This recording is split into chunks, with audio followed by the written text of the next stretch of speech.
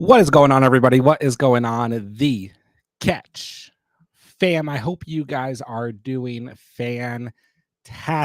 I hope everyone's having a phenomenal Tuesday. I hope you guys are recovering from another very tough week of fantasy football that we just endured in week 7 of the season. Week 8 is swiftly upon us.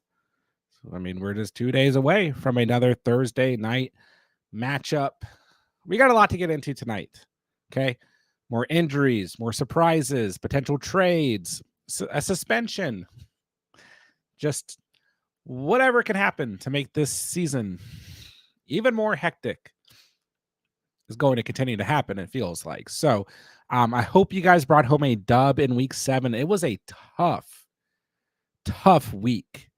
I mean, looking across, I'm in over 15 leagues, and looking across scoring, there are so many matchups that were like 86 to 79 or 198. I mean, it was just a tough week. It's been a very tough season. So many injuries.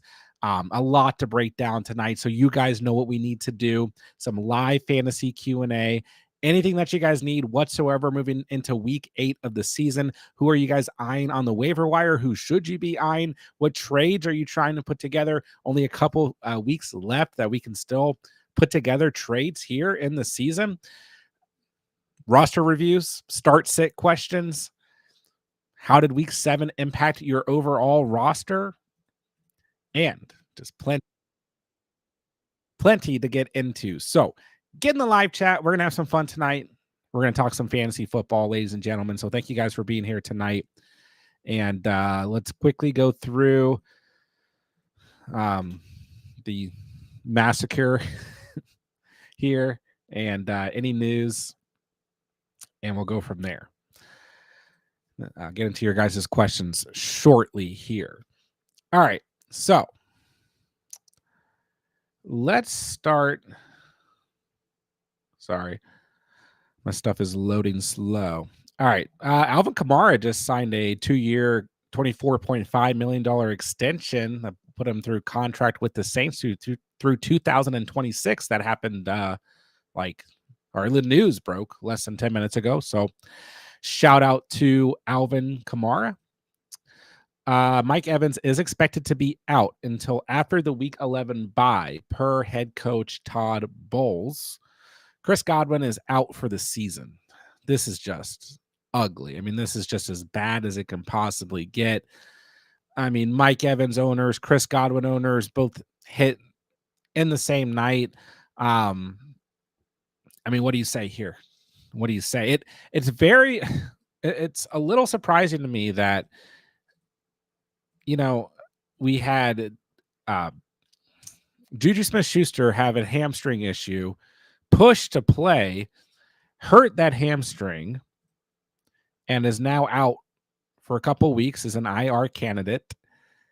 We have Mike Evans. I get it. Like, these are two big matchups, Chiefs, Niners, Ravens, Bucks. Like, these are important statement wins. This is the time of the year where, wins are very, very crucial, right? I mean, but I don't know. And then I feel like there's one other big player with a hamstring injury in the past week or so that pushed it and re-aggravated that injury.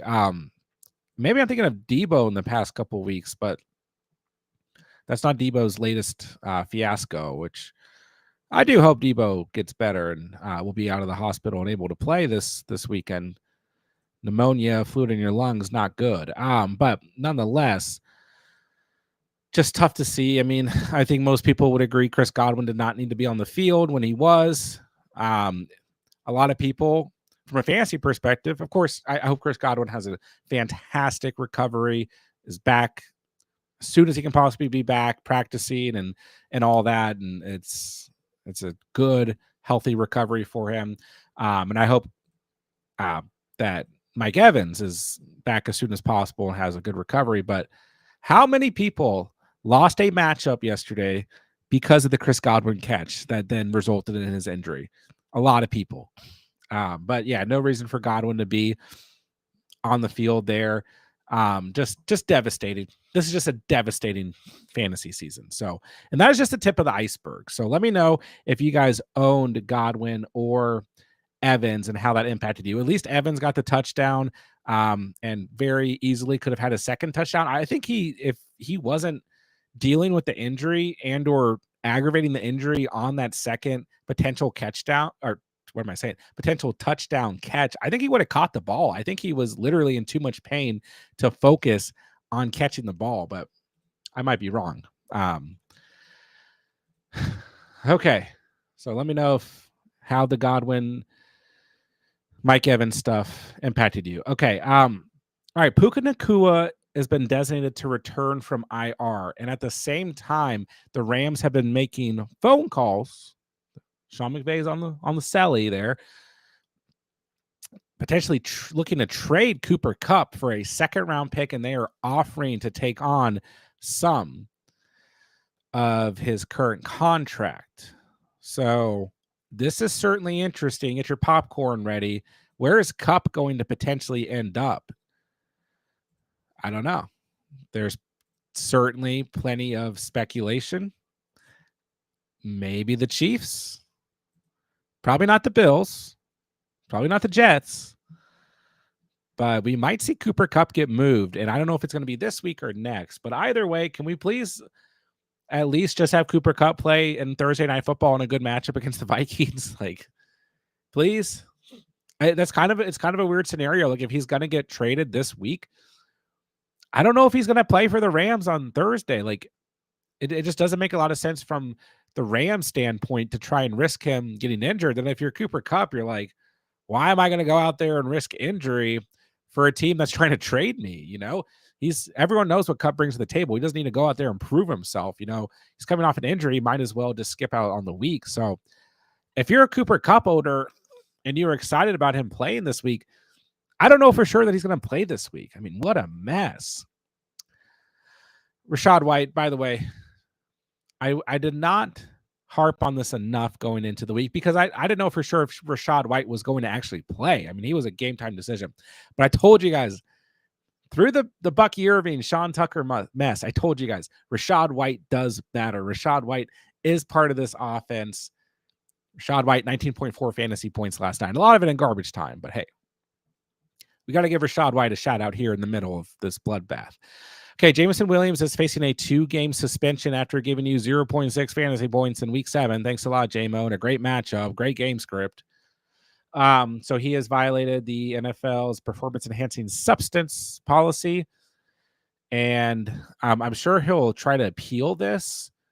Maybe it gets pushed down to 1 game, but I'm going to assume that he's going to have to just go through the 2-game suspension. So, and this sucks. Like, it depends on your league, and not in all leagues can you put a player who's suspended on your IR. So, I mean, this is not good. At least it's just 2 games, maybe even less potentially, but what a mess. Mark Andrews is back, baby. Let's go. Rashad Bateman, one of my calls last week. One of my calls. Not all the calls are good. Not all the calls are bad. Rashad Bateman was one of my calls last week. Go back and watch the sneaky upside video. Go back and watch the last minute waiver video. Beautiful performance last night. Zay Flowers, though, rolled that ankle. Looked like he was going to have to leave the game. Was able to play, but kind of looked like Zay Flowers was just playing as a decoy last night. So I don't quite know that Zay Flowers is going to play this week. I mean, he may not. We don't really know the severity at this point in the week, but they play the Browns. They're on the road. It's an important divisional game. We'll see what happens with Zay Flowers. Desmond Ridder going to the Raiders. I still think they're going to probably play Minshew this week. We'll see. Deebo Samuel will be out. No, not Deebo. Sorry. So Deebo's been released from the hospital. He's still up in the air for the week. I have a feeling he's going to play. Juju Smith-Schuster's been ruled out for this week. There's one other injured player I was thinking of here, but I don't know who I was thinking of, who was supposed to be out until week 11. Oh, I'm thinking of Mike Evans will be out until at least after the bye week, which would have him returning in week 11. Christian McCaffrey probably not going to return this week, very unlikely. So yeah, Mike Evans has been confirmed to be out until the week 11 bye, then return in week 12, against the Giants. So he's going to take a break here. So let's talk about this very quickly, and then I'll start to get into your guys' fantasy questions. Sorry, just a lot to get through here. Who's going to step up in the absence of Evans and Godwin? This obviously happened in Monday Night Football, and I put out the waiver video like first thing Sunday, Monday morning, very late Sunday night. So obviously we couldn't go over this in the waiver video, but I would take a shot on Jalen McMillan, but I don't want to count Sterling Shepard out of this equation as well. It's not really a great stretch here. Atlanta at home, on the road against Kansas City. San Francisco at home is okay. But yeah, this is not a very good stretch for the Bucs here. They're going to be very reliant on the run game. Baker Mayfield's season certainly not over. And Mike Evans will be back. So like this will still be a competitive enough team, but we're going to see a lot of involvement out of Bucky Irving, out of Rachaad White. I still think Sean Tucker is third on this depth chart. The guy who's really going to step up, who was a player that I talked a lot about going into week 7 because of the matchup against Baltimore, was Cade Otton at the tight end position. Cade Otton, 10 targets, 8 receptions, 100 receiving yards, 18 fantasy points in week 7. I think Cade Otton's stock goes up very highly. He sits at 43% rostered. And I think both Jalen McMillan and Sterling Shepard are worth taking a shot on. But yeah, I mean, this is just one of those things that we won't truly know until we see it come to fruition. So I would take a shot on McMillan for now, but I do believe that Shepard's going to be part of this. Rachaad White's going to see a lot of receiving work, and Cade Otton's going to see even more volume as well. So we will see. But yeah, just a huge smack in the face this past week. And then Brandon Ayuk out for the season. He has torn his ACL in his right knee. DK Metcalf, grade 1 MCL sprain. Jaden Daniels, rib injury. Tua's coming back, though. All right, let's get into some fantasy questions. You guys know everything that's happened. I just wanted to go over everything very quickly. So let's start getting you guys' fantasy questions. Thank you guys for being here. What's up, Smokey? Lost Godwin, pick up Jennings or Keon. I would prefer Jennings because I think he sees more immediate, like consistent volume. But bear in mind, I mean, it's going to go Debo, Kittle, then Jennings, and then some combination of Pearsall and Cowing. But the other thing with Jennings is Jennings may not play this week.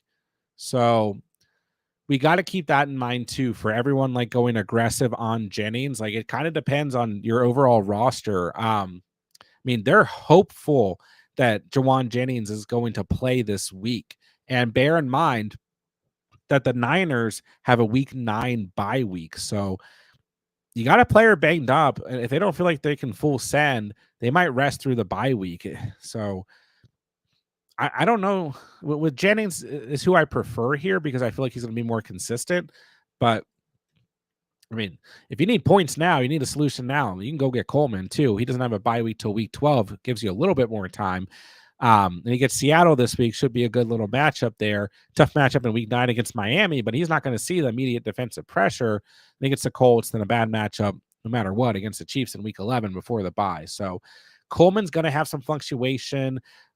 Be a little bit up and down, a little bit more volatile, but you know, he is the wide receiver 3 on this team, but 4 receptions for 125 receiving yards is definitely difficult to ignore. But Shakir had 7 targets, 7 catches, and Cooper's lining up as a wide receiver 1 with 5 targets, 4 receptions last week. And then don't forget Dalton Kincaid, 6 targets, 3 receptions this past week. So, and I don't know that every single week, like the Bills are going to go out here and throw as often as they did this past week.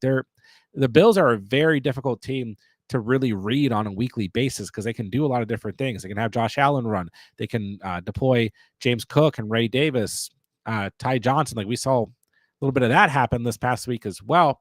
But we also saw Josh Allen's most passing attempts of the whole season with 33 and the most passing yards at 323 passing yards. And Tennessee's run defense pretty good. So they're a difficult team to take a look at on a weekly basis. But the upside definitely lies with Keon Coleman. And I think the bigger thing is like, if you need points right now, you might be looking at Jennings out this week. Mr. Jones, hello. Antonio, I'm 2-5. I have Josh Allen, Kyron, Chase Brown, Jamar, Tyreek, Kincaid, and Dell. Not bad. Benches, Ridley, Judy, Davis, Warren, Corum, Juju. What should I do? All right, so we're going to start Allen, Kyron.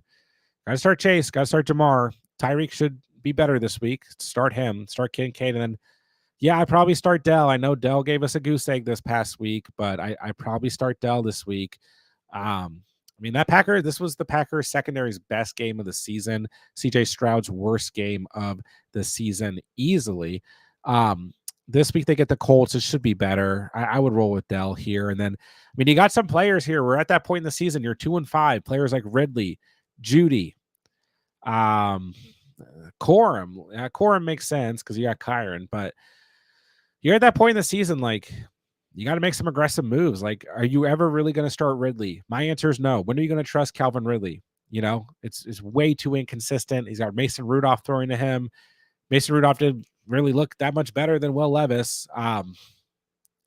Judy, like, maybe you want to hold on to Judy because, if Jameis Winston comes out here and is slinging it, it's a good matchup this week against the Ravens. But, yeah, you got to start making some of these tough choices. But I think for the most part, your starting lineup is fine. Should I drop Downs for McMillan or Pearsall? So I think Downs can still potentially see better days. I just don't know if it's going to happen if Anthony Richardson's a quarterback. This Colts team, I'm just like, oh my gosh. Not a great matchup this week against the Texans.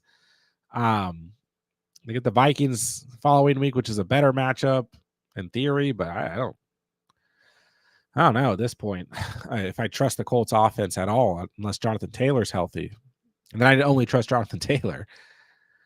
I would rather take a shot at McMillan. I like Pearsall. Like, I think he's worth stashing. That's the thing. If you pick up Pearsall, I think he's more of a stash, where McMillan's going to see immediate volume. Like, he doesn't really have a choice. But Pearsall, you still got Kittle, you got Jennings, you got Debo, you got Cowie, you got a run game. McMillan, I think, is in line to see more initial volume. So I guess I lead McMillan here. I do like Pearsall. Bryce, what's up, my guy? Need 2 receivers and 2 flexes. You got Wilson, Cup, Jordan Mason, B-Tom, Marvin, Neighbors. Yeah, I will say Marvin Harrison is entering. He's lowered a bit in the tier here. It was a tough matchup against the Chargers this past week, but it's a tough matchup again this week against the Dolphins. This Dolphins secondary is not playing around. They play very well against the quarterback position. They play very well against opposing wide receivers. This Dolphins defense just can't stop the run. I'm a little worried if I'm a Marvin Harrison Jr. owner. I'm not going to full out panic here.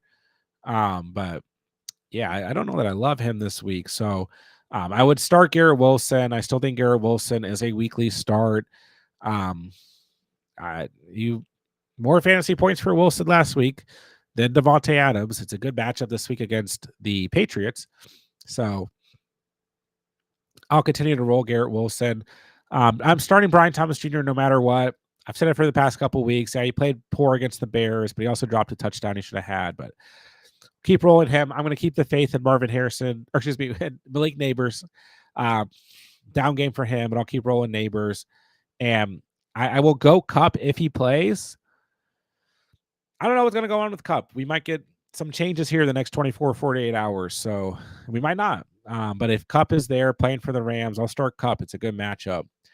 And maybe him and Stafford just, one last dance here. But if he doesn't, then I'll go Jordan Mason. I do like Mason this week. It's a very good matchup. I think he'll kind of have a bounce back game. It's been 2 kind of tough matchups here. So I was kind of down on him last week, but it's a much, much better matchup this week against the Cowboys.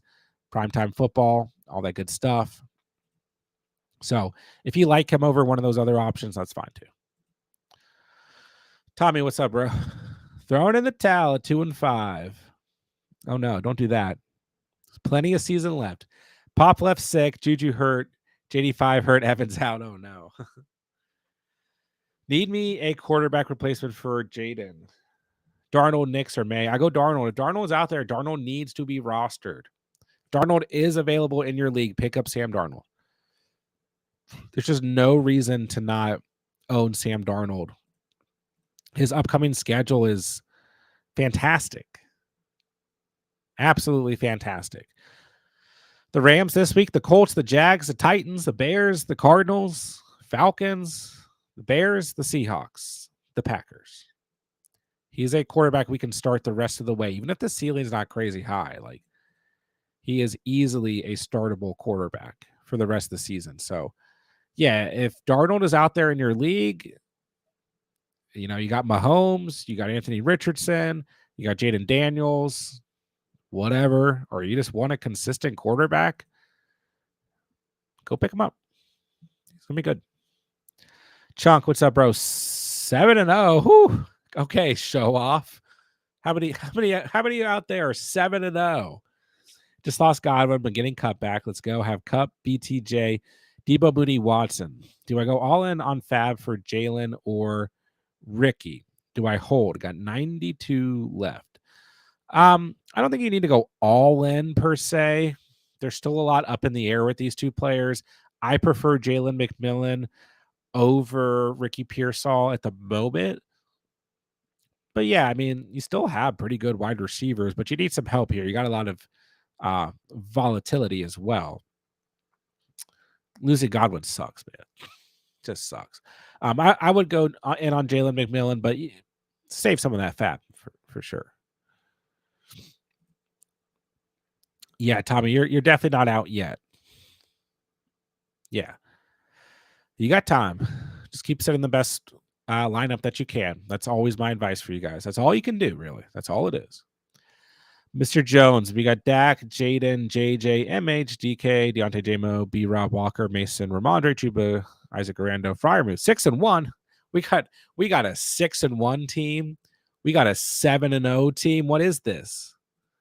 What is this? I'm just kidding. I mean, quarterbacks look fine. Wide receivers, you took some hits this week, but you should be okay. Running backs are very good. I don't think you quite need to make any moves, but you could like try to move like Ramondre and Deontay, for example, and try and get an additional wide receiver here. But most weeks, I mean, you're for now, let's say Jaden's hurt, so you're starting Dak, JJ, DK if he plays. If not, Marvin Harrison or Deontay. At least you got JJ. B. Rob Walker. Then you're probably flexing Mason and or Chuba if you have two flexes. This is definitely a situation where you're flexing a running back, but that's okay.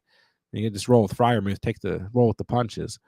Yeah, you could try and move Marvin Harrison Jr. or Deontay with like Ramondre, but man, I would keep Chuba, Mason Walker, and B-Rob for now. And it's not a good time to sell Mason. Like, he's coming off a bad game. People are already looking for CMC to come back. So yeah, that's about it. But I would just try to get a slight upgrade at wide receiver, if anything, but should be good. You're 6-1. Debo's been released from the hospital. Let's go. Let's go. Shorty, sign Hopkins. He's getting traded. Yeah, I mean, he might not. You know, I know it might not be completely in his control, but I feel like he wants to stay in Tennessee. But he might get traded. We'll find out. But yeah, I mean, maybe for that reason, he's worth holding on to. Ghost and I had both Evans and Godwin. That's sad. At least Evans caught the touchdown and Godwin was able to play the full game. That one guy at the bottom of the chat, thank you for the super chat. Should I start Garrett Wilson or T. Higgins? Certainly a good question here. I don't know. Higgins against the Eagles. I think I lean T. Higgins here. I mean, I still like Garrett Wilson this week a lot. I liked him a lot last week, but it's not like he had a crazy high ceiling last week per se. And Higgins just kind of feels like a weekly start. The Eagles are 26 against the position. And then on the other hand, the Patriots are 20th against position. I mean, I do like Garrett Wilson this week. The last time the Jets and Patriots played, the Jets looked awful. Aaron Rodgers had his best game of the season that week, but this is a road game. It's a different Patriots team with Drake May at quarterback, but that could certainly help. Better game script here. Yeah, I still lean T. Higgins, though. That should be a competitive game, too, Eagles-Bengals. So give me T. Higgins, but it's close there. Definitely close. I know it's Cup, but why would anyone trade for a player this hurt? Because it's Cup. That's why. And he's back from injury, right? Imagine getting back from injury and teams like, yeah, we're gonna trade you, bud. Ghost Hunter, should I now consider trading Jones for Pickens? Lost Godwin and Evans. You got Tyreek, T, and Sutton. Running backs are Cook, Gibbs, Bigsby, Chubb, Ray Davis. I mean, that's close. I do like Pickens. I honestly thought Pickens was going to have like an okay game at best. Not because I was anticipating Russell Wilson to like suck, but just because of the matchup. And then this week they get the Giants, so I was kind of expecting maybe a good game, maybe not. But then they get the bye week, and so I was kind of holding off on my George Pickens belief. But I also have talked about after the bye week, the schedule for George Pickens is really good, really, really good for both Russ and Pickens. This is a fair trade, but I kind of prefer Aaron Jones here. Never play Aaron Jones ever. Dude, we got to have some more faith in your Vikings. Yeah, they're about to make a big move, it sounds like, potentially. Do you think they're in on Cup? No. They're in on Stafford. Oh. That I've seen too. Yeah, they're in on Stafford. That's so weird. Why? This season? He's better than Sam Darnold. Even if they're the same, he's played in real games. The Vikings have a chance to win the Super Bowl, they think, with the defense and the offense. So, dude, if you get 98% of the same play, but you have a guy who has experience, it's a big difference. Fair. I would just hate to see the legend Sam Darnold go down, you know? I think it would be a swap. I think he'd be the Rams quarterback. Oh, that would make me feel so bad for him now. Let's see. Yeah, I think this is a fair trade, but I don't know that you had to. I mean, you do need the wide receiver. Losing Godwin and Evans in the same night is tough. But Evans will be back on week 12, looks like. So Jones has just been very good. But at the same time, I mean, you can start Gibbs, Bigsby. You got Chubb and Ray Davis there too. And Jones a little banged up, but he's a top 15 running back. Jones has such a good schedule, though. Is the one thing here. He gets the Rams, the Colts, the Jags. Titans is tough, but then the Bears, the Cardinals. I kind of really like Aaron Jones right now, but Pickens has a good upcoming schedule after the bye too. So this is probably the correct piece, unless you try and move Bigsby. I might try and move Bigsby first because the thing with Bigsby, as much as I like him, is once ETN is healthy, the touches will be impacted. I mean, he's still going to be good. It's like Bucky Irving's still going to be good, but Rachaad White's back, and like he's still got a committee here, so I might try to move Bigsby first and then Cook, but this move makes sense. Can I trade Bigsby and Swift to receive Walker? Asked Matt. Potentially. You can try it.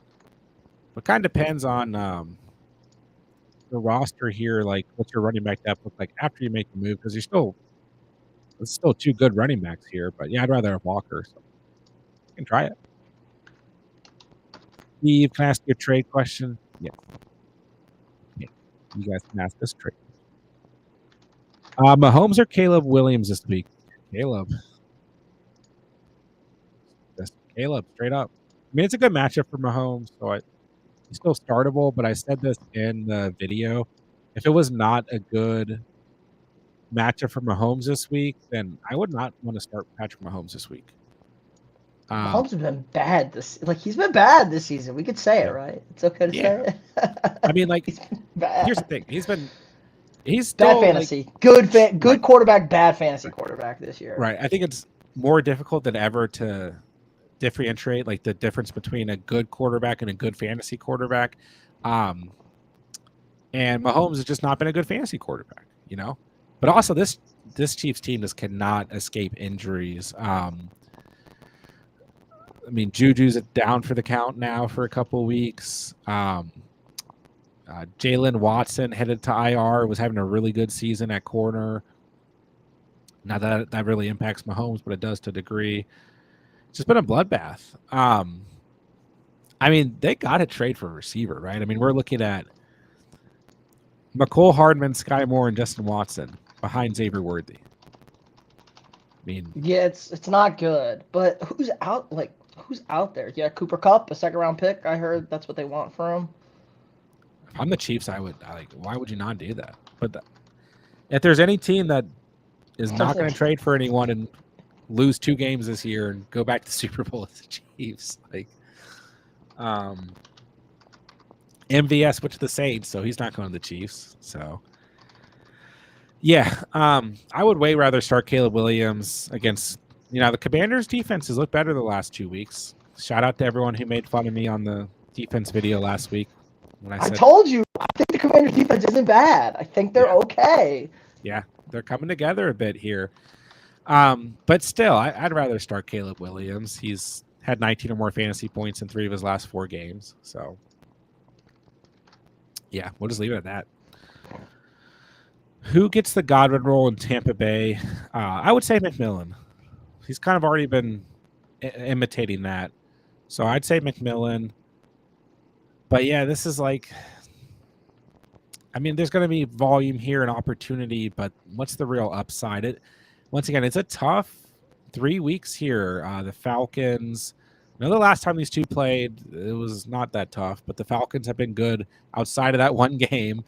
And then they get the Chiefs, and then they get the Niners, if I'm not mistaken, in that order. Niners, not that scary, but you never know. If this team's super banged up, like that front 7 for the Niners can always kind of pop. So, and then they get the bye week, then Evans should be back. So I like McMillan, but I think Shepard could really be involved here too.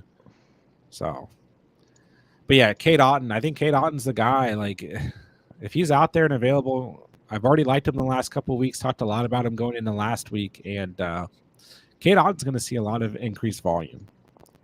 Baker really trusts him. So I was laughing just editing QB tight end start sits. It's like, oh, you haven't watched the Monday night games. Yeah, it's tough. It's like we could have never prepared for this. I know. This was a tough week. I have to record all the start sit videos early on Monday. It's the only way I can do it to get them out to you guys. My schedule, and this is like the worst week to have to do it that way. So much Monday night games were bad for everybody. J mode, Evans, Godwin. Like, how do we look at Baker now? I think Baker is fine. I think we got to upgrade Cade Otton a little bit too. Sure, you just throw it to him. Yeah, but Baker definitely downgrades. I mean, he lost arguably the best wide receiver duo in the league. I mean, but we'll find out.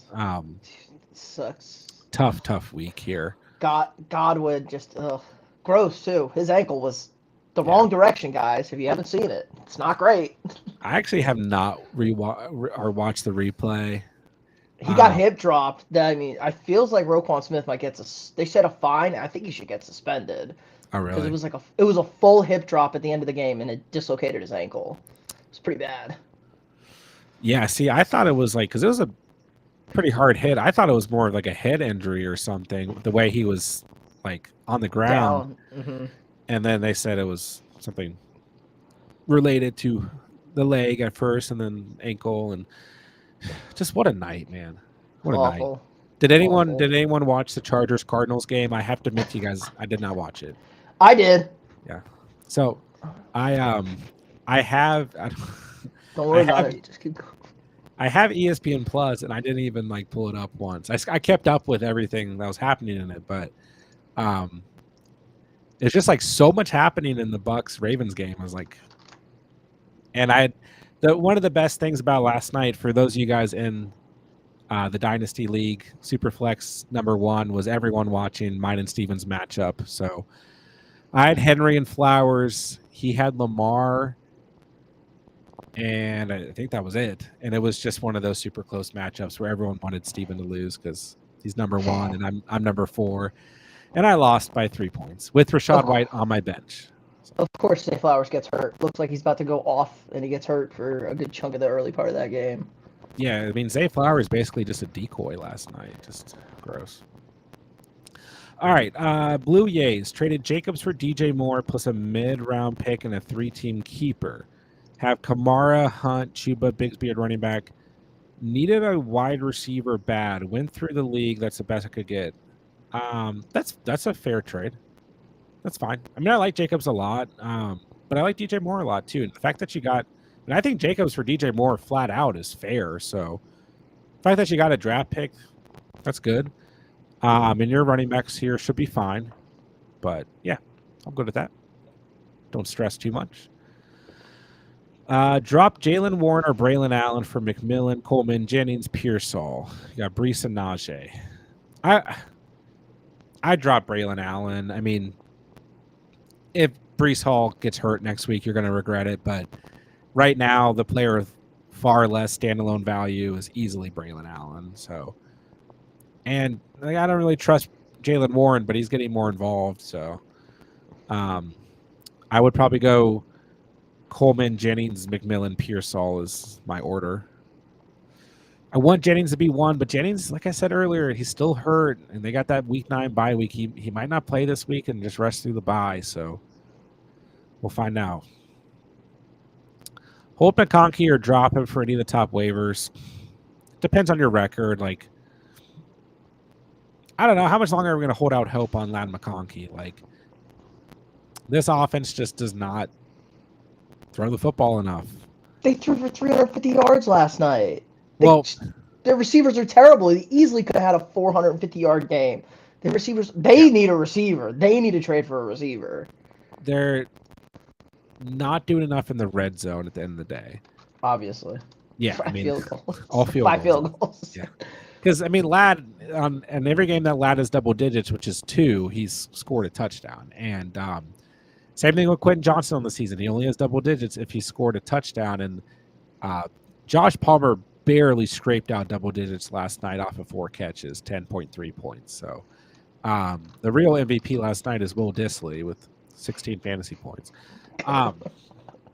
So, yeah, I mean, my mistake. They did throw 349 passing yards last night. And even at that, you know, J.K. Dobbins can't score a touchdown for us. So, yeah, I mean, if you're like, you need some wins, you need some points, you can move on. I mean, when are you – this is a point in the season where we got to start looking at some players and, like, if you're not ever confident in starting a player and you're not starting them for that reason, then how much longer are you going to hold on to them if it's costing you wins?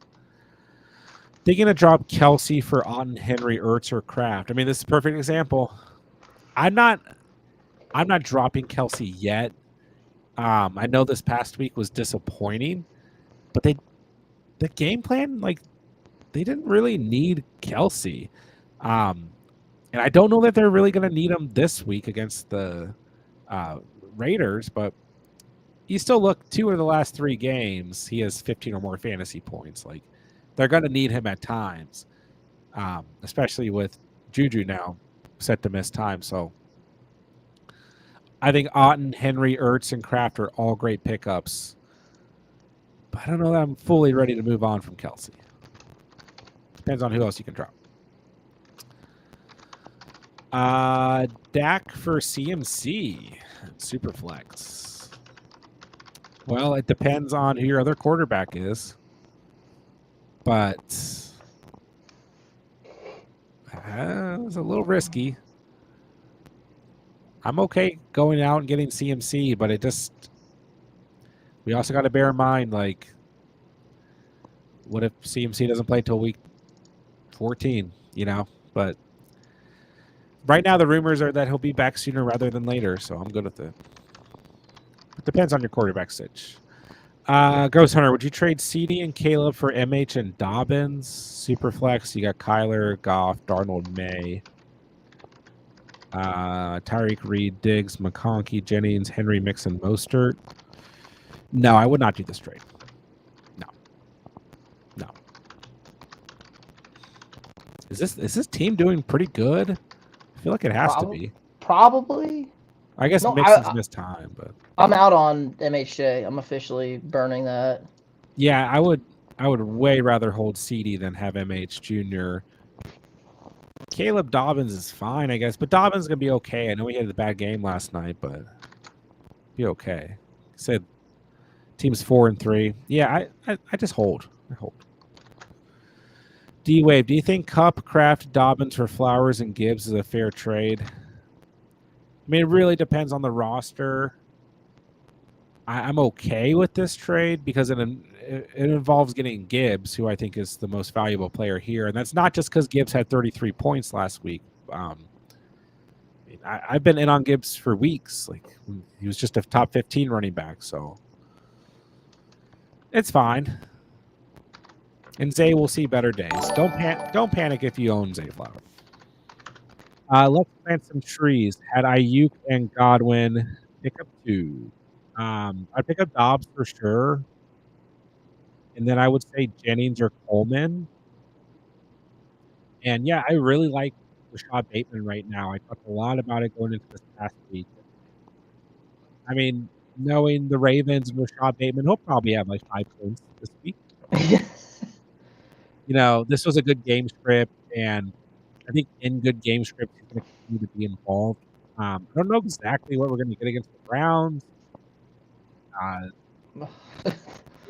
For a quarterback, but if Jameis is out there, I think we could see another good game script. But like week 9 against Denver, like I don't love Bateman. Week 12 against the Chargers, it's kind of iffy in week 11. Here in week 8 against Cleveland and week 10 against Cincy and 13 against Philly, like yeah, I like Bateman. He has 11 more fantasy points in 4 of his last 5 games. 22 points last night. That has to be my best call of the week. But I didn't start him in any leagues, if anyone's wondering. You think Debo plays this weekend? Definitely very possible. Definitely very possible. But only time will tell. Can I trade away Flowers and Chuba for MH Jr.? I would not. No, I would not. I mean, it's probably a good time to buy low on Marvin Harrison Jr., but it depends on the price.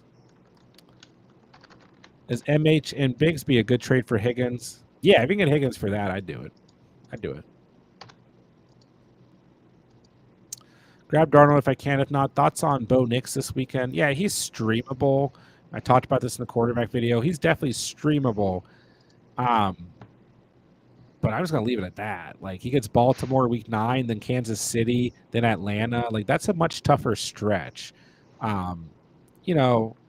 Nix is definitely a quarterback that we can spot play. He's a top 15 fantasy quarterback. 19 or more fantasy points in 3 of his last 5 starts. But you got to be careful here. And even against Baltimore, he's probably startable, but he's a spot play at best. Now, against Carolina, I mean, Marcus Mariota was slinging it against Carolina. Like, Marcus Mariota's a dog still. And, I mean, the one thing, too, is Carolina's also struggled against quarterbacks you can run, and Bo Nix will run. So he's startable, but the other thing is Carolina's so bad against the run that it limits the upside of opposing quarterbacks. Like Javonte Williams coming off his a career game, they're going to use a lot of Javonte this week. And 10 days off too. They're going to run. But yeah, Denver's like the worst 4-3 team ever. Them in Indianapolis, I can't understand it. I would say the Colts are definitely the worst 4-3 team for me. Yeah, I think because I watch That's Good Sports and Brandon Purdy, I'm kind of rooting for the Broncos right now. But the Colts are big. I don't know what to do with that team every week. All right, order these pickups: Olave, McMillan, Coleman, Bateman, Pearsall. Olave still 1 for me. I mean, Carr will be back, and Olave will be back at some point. Now there's a lot of problems with the Saints right now, but yeah, Olave still won here. I'll go Olave, Coleman, Bateman, McMillan, Pearsall. I really liked what I saw out of Coleman, especially with Amari Cooper there. I feel like that helps a lot. Yeah. And I talked about that going into last week. Like Shakir and Coleman could really benefit from this trade too. Yeah. Coleman, maybe a breakout game. Chase says John's a GOAT. You are the GOAT. Thank you, though. How are you feeling about flexing Pop and Tolbert this weekend? Would you consider Hawkinson? If he plays, yes. The Rams are terrible against tight ends. Yeah, I would consider Hawk for sure. Rams are giving up the most fantasy points to the position, so I think Tolbert can potentially bounce back this week, coming off the bye. Bad week against the Lions.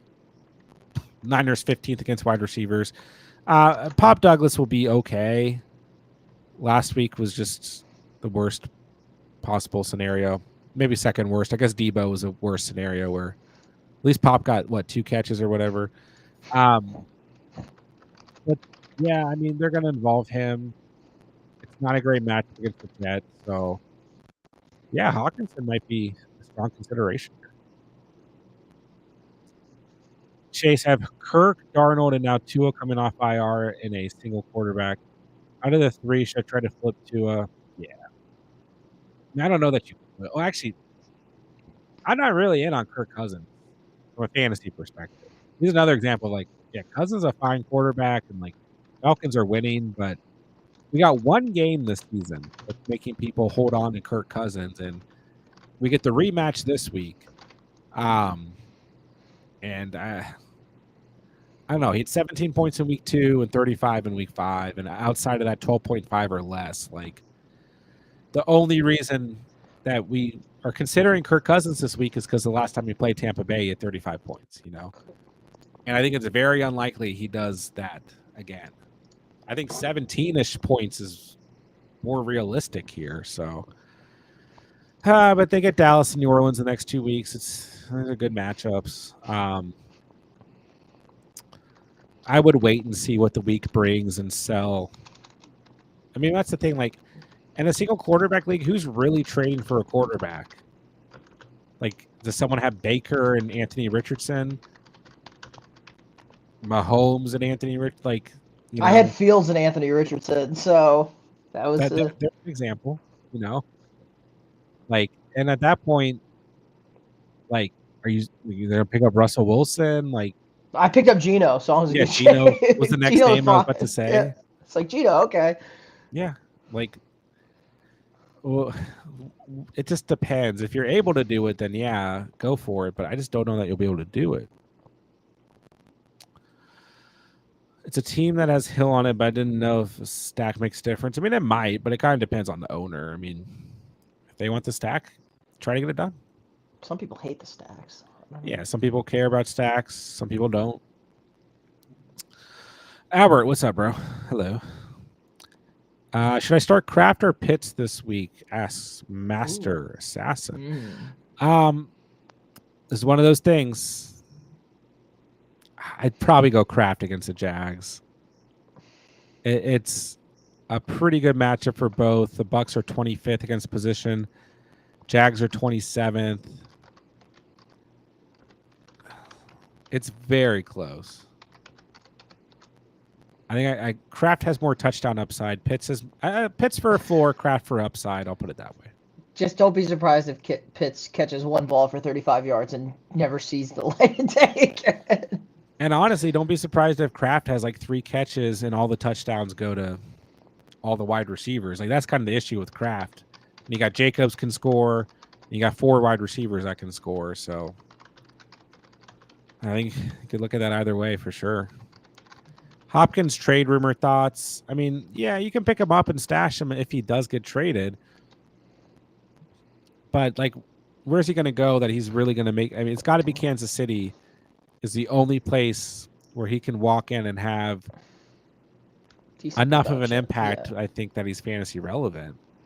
He just looks so washed. He was never fast. He was never like a great route runner. He was just like a guy who created separation with his body and Yeah. could catch. And Yeah. he can't do that anymore. He gets and yeah. Yeah, I'm like, what other team could really be in the mix here?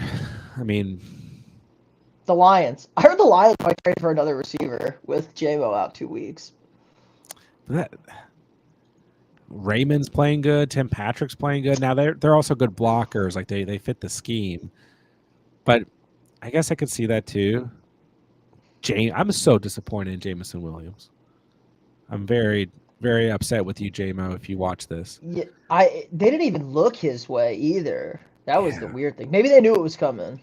Just quiet punishment. Yeah. Yeah, left us with 0.6 points and a great game script. Great matchup. Yeah, back to the question. Yeah, I mean, you can stash D-Hop, but yeah, some people saying San Francisco. I guess that makes sense, but I don't know. San Francisco is... It's the year from hell for San Francisco. Like I feel like someone's just gonna get hurt or something else bad is gonna happen. It's just terrible. Thank the Lord Debo's okay and he's out of the hospital, but still, just always something. Yeah, what's their record now? 3-4. I think they're 3-4, and they got the that's what I Cowboys thought. this week. Yeah, it's a big But matchup. Sunday Night Football. Seattle's a game up on them, but they already beat Seattle in Seattle, so it's kind of one of those. We're right there. They'll probably get into the playoffs.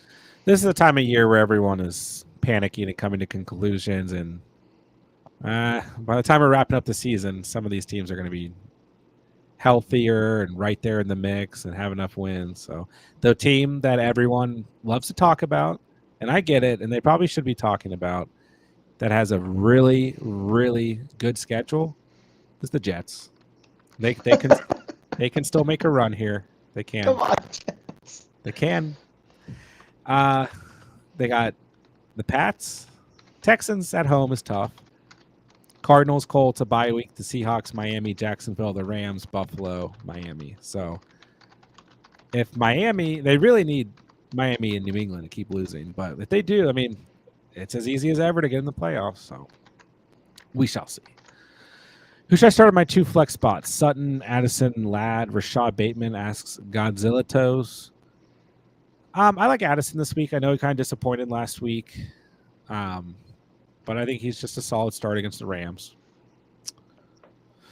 I probably start Sutton against the Panthers. I know he was also disappointing with the goose egg, but if you don't like one of those two, you could throw Bateman in. Kenneth or Joe Mixon? Oh, I mean, there's not a correct or wrong answer here. Mixon has just been phenomenal. The best. Probably, yeah he's got to be the best per game. I think over the last 2 weeks, he's the RB1. He's got a pretty good schedule. Colts, Jets, Lions is tough. Cowboys, Titans are tough. But the Jags, a bye week. Miami, Kansas City's tough. Baltimore's tough, but they didn't look good last night against the run. So Mixon is balling, man. But Walker balling too. He gets Buffalo and the Rams the next 2 weeks. I mean, those are just smash spots. A bye week, San Francisco, Arizona, the Jets, Arizona, Green Bay, Minnesota, Chicago. The only teams that scare me against the run here are Green Bay and Minnesota. And maybe Arizona less. I mean, they were Arizona lights. Came to play last night. They just said we're putting 8 and 9 in the box, and we're gonna make you throw against us. But that could have just been a Chargers thing. But say that's got to be the game plan against the Chargers moving forward because they are so one-dimensional. This is so close. I'll make the argument, and I do think Seattle's a playoff caliber team, but make the argument that the Texans will be in more competitive game scripts as they're fighting for first in their division, where the Seahawks probably fighting more for like a playoff or wild card spot. But they can't go wrong here. No Dog Gamer, should I trade DJ Moore for T. Higgins? Ooh. This is basically a wash. Basically a wash. T. Higgins getting wide receiver 1 volume. He's getting more targets than Chase. DJ Moore is a wide receiver 1. I'll still go Higgins because Burrow. I still trust Burrow more right now. But it's close. The Bears' schedule is about to get really hard here coming up soon. They still have a couple of cupcakes, but it's about to get really tough. I don't know what the Bengals' schedule looks like.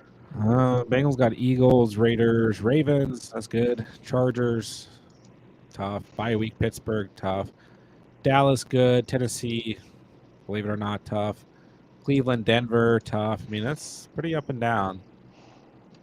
And maybe similar argument, like, I feel like the Bears might be, in theory, more so fighting for a playoff spot. I mean, if the Bengals season could go south really quick, but they could make the playoffs. Yeah, they're kind of one of these teams that could get back in the mix here very quickly. So it's not really a wrong answer here. Both are very good options, but I really like DJ Moore as well. The nice thing with Higgins, though, like I said, is even with Chase there, he's still getting like wide receiver 1 volume. So DJ Moore is going to have some weeks here and there where Keenan Allen, Cole Kmet, Rome Odunze get involved and the run game gets involved. So it's close. Geno, Russell, Bo Nix, Rodgers, May, Richardson need a Jaden Daniels replacement. By the way, guys, Jaden Daniels might play this week. Maybe. Probably not, but maybe. Yeah, maybe. I would pick up Russell Wilson. The Geno's okay too. If it's just this week, though, because I think Russell Wilson, I like the rest of season schedule after the bye week. This week, Geno against the Bills, I mean, that feels like a good game. Bills have been good against the quarterback position, though. Giants have not. It's close between those two, but for me, it's those two. I might pick up Russ. I don't think Russ is going to have 20-plus points every week, but I'm telling you. Moonball. I know. I mean, he's just going to throw it up there to Pickens. I kind of love that I have Pickens, Freiermuth, and Najee across different spots. I think those 3 guys really just kind of skyrocket in value if that's what we're going to get out of Russ. It's just a really nice schedule. And the Steelers are they number 1 in that division? Probably. Them and the Ravens. I don't know who has this tiebreaker. No, they have the same record. They have the same record, I think. Yeah. They haven't played each other. But yeah, I mean, after the bye week, Washington, Baltimore, Cleveland, Cincy, Cleveland, Philly, Baltimore. Bad matchup in week 17 against Kansas City, but I've talked about this stretch a lot. I like this stretch. And the Giants this week, I don't know that the Giants really scare me. But they have had moments. They have a good defensive line. Fantasy football is broke. It might be. It might actually be broken. Last year, everybody was healthy except for the quarterbacks. Now nobody's healthy, but the quarterbacks are all. There's like no quarterbacks out. So on my I have a cursed team that's now 0-7. Every week you should go for the offer with setting a real lineup. That's what you should do. Now the challenge is every week I do set the best lineup, but the challenge is, can I actually lose every game with the best possible lineup every week? At this point, I actually want to lose more than I want to win. But this past week, Baker loses. Baker at quarterback. He loses Godwin and Evans. Flowers gets hurt and still plays. Jameson Williams, 0.6 points. And Brandon Ayuk. And that's just 1 week. You guys don't want to hear the previous 6 weeks. It's been like that all year long. So, yeah, fantasy football might be broke. You think it's bad playing Darnold, Kyron, and Minnesota defense? No. It's just hard on a Thursday. Thursday games are weird. Thursday games are weird, but they've been a little bit more stable this year, but they are weird. I mean, Kyron can look at the Vikings last week. Gibbs had 2 touchdowns? And Gibbs had one great run and a touchdown that Goff got him down there passing. But look at Monty. Monty was terrible against them. Well, the point being is that the Vikings had 14 fantasy points and Gibbs had 33 fantasy points, So this Vikings defense, even when they give up points, I talked about it all week long, they find a way to get you fantasy points as well. So 3 forced fumbles, fumble recovery, touchdown defensively, 4 sacks. You can start all these guys. Yeah. We got this one. Say we just ban Mondays from having football. No, I like Monday. At least the doubleheader. Is there how many Oh more? God, yes, get rid of the what was it? The exclusive ESPN Plus streaming doubleheader. So dumb. It's only getting worse too. Just traded Debo, Andrews, Devonta for Brian Thomas Jr. and Diggs. Yeah, I'll take Brian Thomas Jr. and Diggs here. Sure. But Mark Andrews is back. I was going to say Mark Andrews looks back. Andrews is back, and Devonta Smith will see much better days. We hope. He'll see better days. I hate He always has that goose egg game. It's like a Devonta Smith trademark. He does this. Last year, he had 1.6 in week 5. The year before, he had 0 in week 1. 2021, 2.5 in week 8. It's part of the experience. He makes up for it later on. But yeah, I still take Brian Thomas Jr. and Diggs here. But yeah, Mark Andrews is he's got to be. He's tight end 5 was my guess. Yeah. All right, Steve, 12-team PPR 5-1. Okay, show off. Cooking. This is like the third. Wait, 5-1. Shouldn't it be like 6-1? 6-1 is what I think it is. Yeah. No, it's 5-2. He's lying. I'm just giving him Might a loss. Giving him a loss. So we got Stafford, Bo Nix, and Dak. Okay. Henry, Kamara, Jones, Chubb, Chandler, Juju, Ladd McConkey, Tyreek McLaurin, Brian Thomas, Laporta, Ertz, Fairbrand, Ravens, and the Saints. You don't need to hold the Saints defense, just FYI. They are not what they were beginning of the season. This guy needs a quarterback. Dak for CMC. What can I add for Cup? Yeah, if you can get Dak for CMC done in a 1 quarterback league. Oh, no, this is super flex. I'm sorry. 3 flex and a super flex and 3 wide receiver. Let's go. This is what I'm talking about. This is a man league right here. It is. 12 teams, 3 wide receivers, a defense, 3 flex, and a super flex. That might be why you're holding on to the Saints, because like rosters are, waivers thin, like spot play them. Yeah. I don't know about this trade anymore. If you're left with Stafford and Bo Nix, I don't think I'm doing this trade. You got Henry and Kamara and Jones and Chubb. No, I'm not doing this trade. No. I take it back. Don't do this trade. Now, if you could move Stafford or Bo Nix you're not going to move them for CMC, but no. I want a league this next year with this format and 4 bench spots. I'm telling you, I want more leagues with just 4 bench spots. It makes the waivers so much more exciting. 4 bench spots, 1 IR spot. That's it. But yeah, I'm not trading Dak if I'm left with Stafford and Bo Nix in the Superflex league. Sorry, it's 2 flex. Okay, that still doesn't really change. My opinion. We're doing a 3 flex league now next year. Dude, 3 flex, a super flex, 3 wide receiver would be a lot of fun. Like $100 buy-in too. How about like a 3 bench? It's 3 bench league too. So like you got no bench spots. This is cut and dry. I would like that. I would do it. But yeah, Steve, I don't do this trade if I'm you, even if it's just 2 flex spots. You got it. It's super flex. You're gonna need Dak here. Stafford has not scored more than 15 points once on the season. I don't know, because the Vikings, that might change, I guess. I agree. I'm scared about Thursday, so.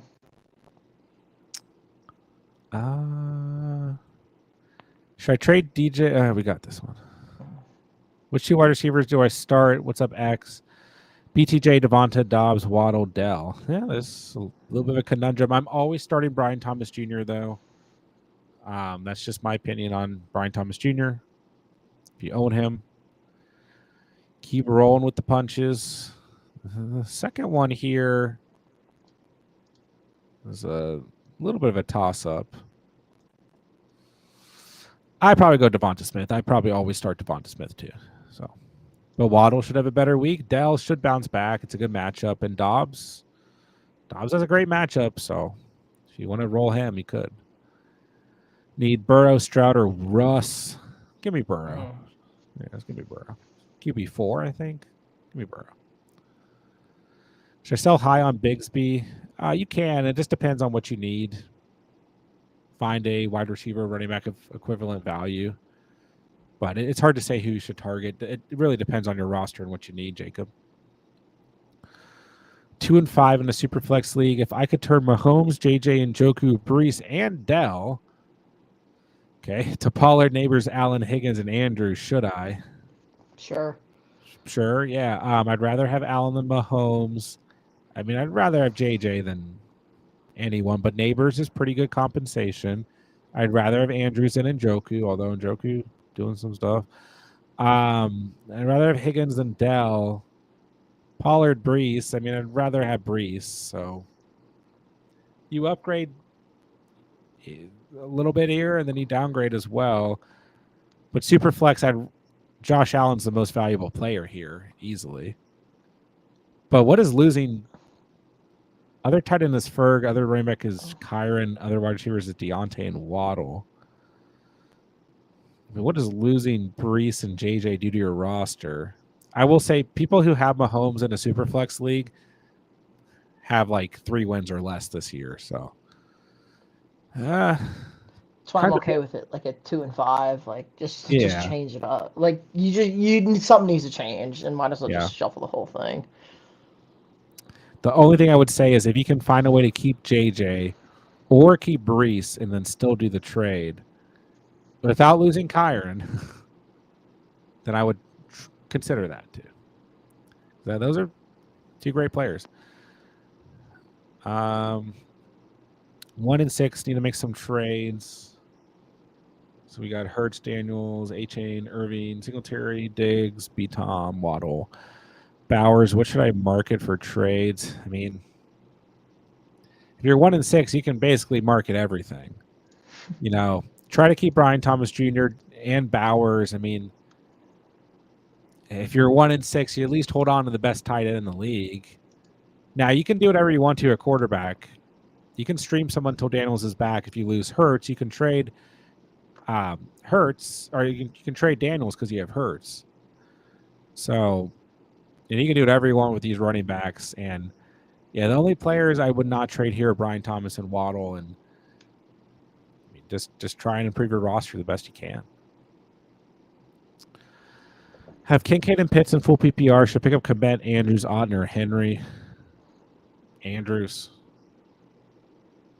I mean, everyone else here is good, but you don't really need Kmet, Otten, or Henry if you have Kincaid and Pitts. But Andrews is separating himself.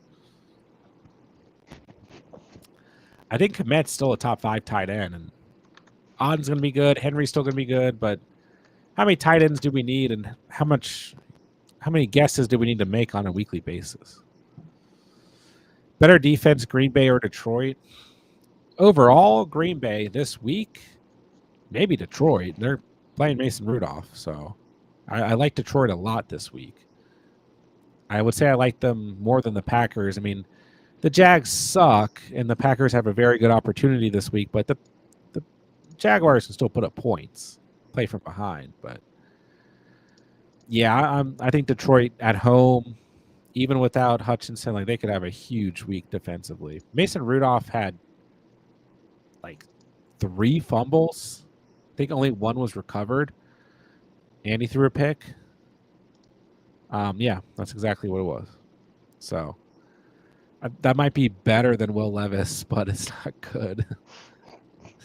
That's what I said. It's like, maybe better. I don't know. Yeah. I'll go Detroit for the week. But yeah, if you guys watch the must-start defensive video, I went over 10 defenses. I usually do 5, 6, maybe 7, like 1 or 2 additional streaming options, but this is the best week ever in the history of defenses ever. He literally texts me on Sundays like, "This is the best defensive week ever." I'm so excited. Would you trade Jones and Mooney for A-Chain or JT? Probably not, honestly. Jones has been great. I mean, if Henry's your RB1s, if you want to take a risk, sure, you can go for like A-Chain might start to pop off. JT will be fine. But Jones, A-Chain, JT, like this tier is not very far apart. Brown, McLaurin, Waddle, like you're not exactly stacked at wide receiver. So Mooney, who's not really trustworthy, might be worth holding on to here. If you want to, you can, but I don't know that I would. Taylor Gang, what's going on in Carolina? Good question. They're bad. They might be the worst football team of the decade. I heard like Michael Lombardi talking about it. It's like they're just really, really, really bad. Yeah. They play hard at least. Yeah, they just suck, right?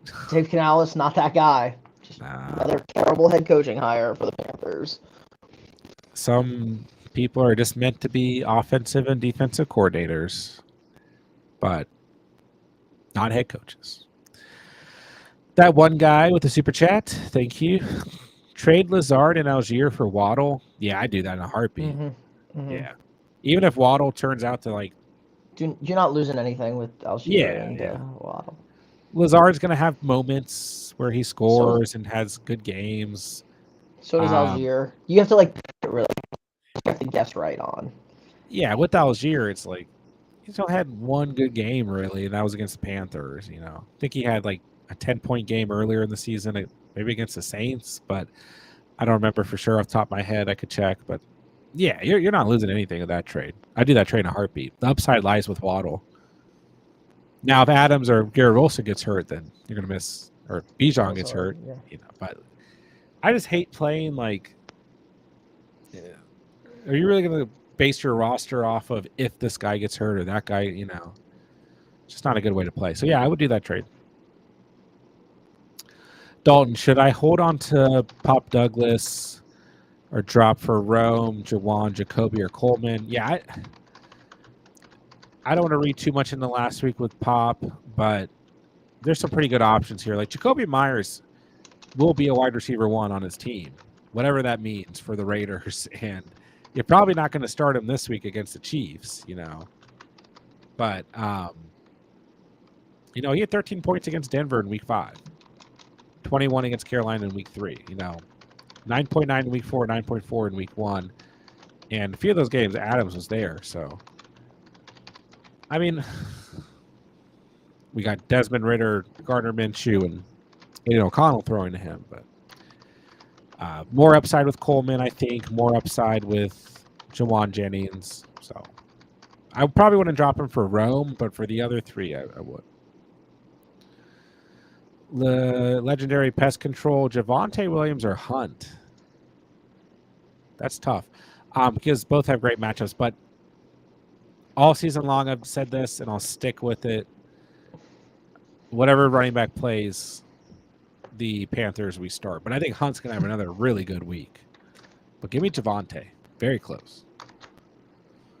Yeah, Dalton, I would also put Dobbs above Pop. Tommy, we got to pick 2 in PPR. Tolbert, Pop, Hawkinson. It's going to sit it and forget it. We'll see about that, Tommy. No idea. I'd probably set Pop right now, but honestly, my view might change on that as the week goes on. But Pop Douglas has left a sour taste in my mouth. Hawkins has got a great matchup if he plays. Yeah, you can get Bateman. I like Bateman here too, Tommy. I'm not going Ladd, though. Not going Ladd. Just drop Whittington. That means Cup will get traded tonight and Whittington is a lock for 25 points. It might be.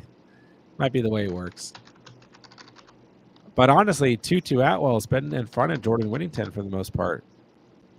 Tutu's a nice little sleeper if he's out there on waivers, guys. Even if Cup comes back. Bryce, what's up? Pick 2, Mason, A-Chain, and B-Tom. Ooh, that is... It's tough. It's tough. Ooh. I'm sticking by Brian Thomas Jr. If you own him, you roll with him. The other two are tough. I mean, this is 2 running backs with good matchups. I'll go A-Chain. But it's very close. Just because Mason's been kind of down in the last 2 weeks, although in tougher matchups here, so give me A-Chain. Why not? Let's go for the upside. Devontae Adams for Mason and Deontay. No, I would hold Adams. Just because, like, we don't know when or if CMC is going to come back. Mason's been banged up. Deontay, I don't know what's going to happen with Deontay or that team. What's a good trade value for Diggs? I mean, Diggs has still been good on the season. Yeah. Packers locked him down, basically. But other than that, I mean, he didn't play well against the Bears, but that's also a tough matchup. He gets the Colts this week. He should be much better. I mean, he's the wide receiver 13, so I mean, you should be able to get a pretty good return for Diggs. But the problem with, I talked about this for the past week or two, even a little bit further back. Running backs have been so good this year, it's hard to trade straight up for a running back. But I mean, if you can get Jacobs, I think that's fair. Get Cook, that's fair. I just don't know exactly what you can get. Aaron Jones would be fair. Ryan Robinson Jr. would be fair. I think it would be hurt next week. I mean, maybe. The rate we're going this year, 5 more starters will be hurt next week.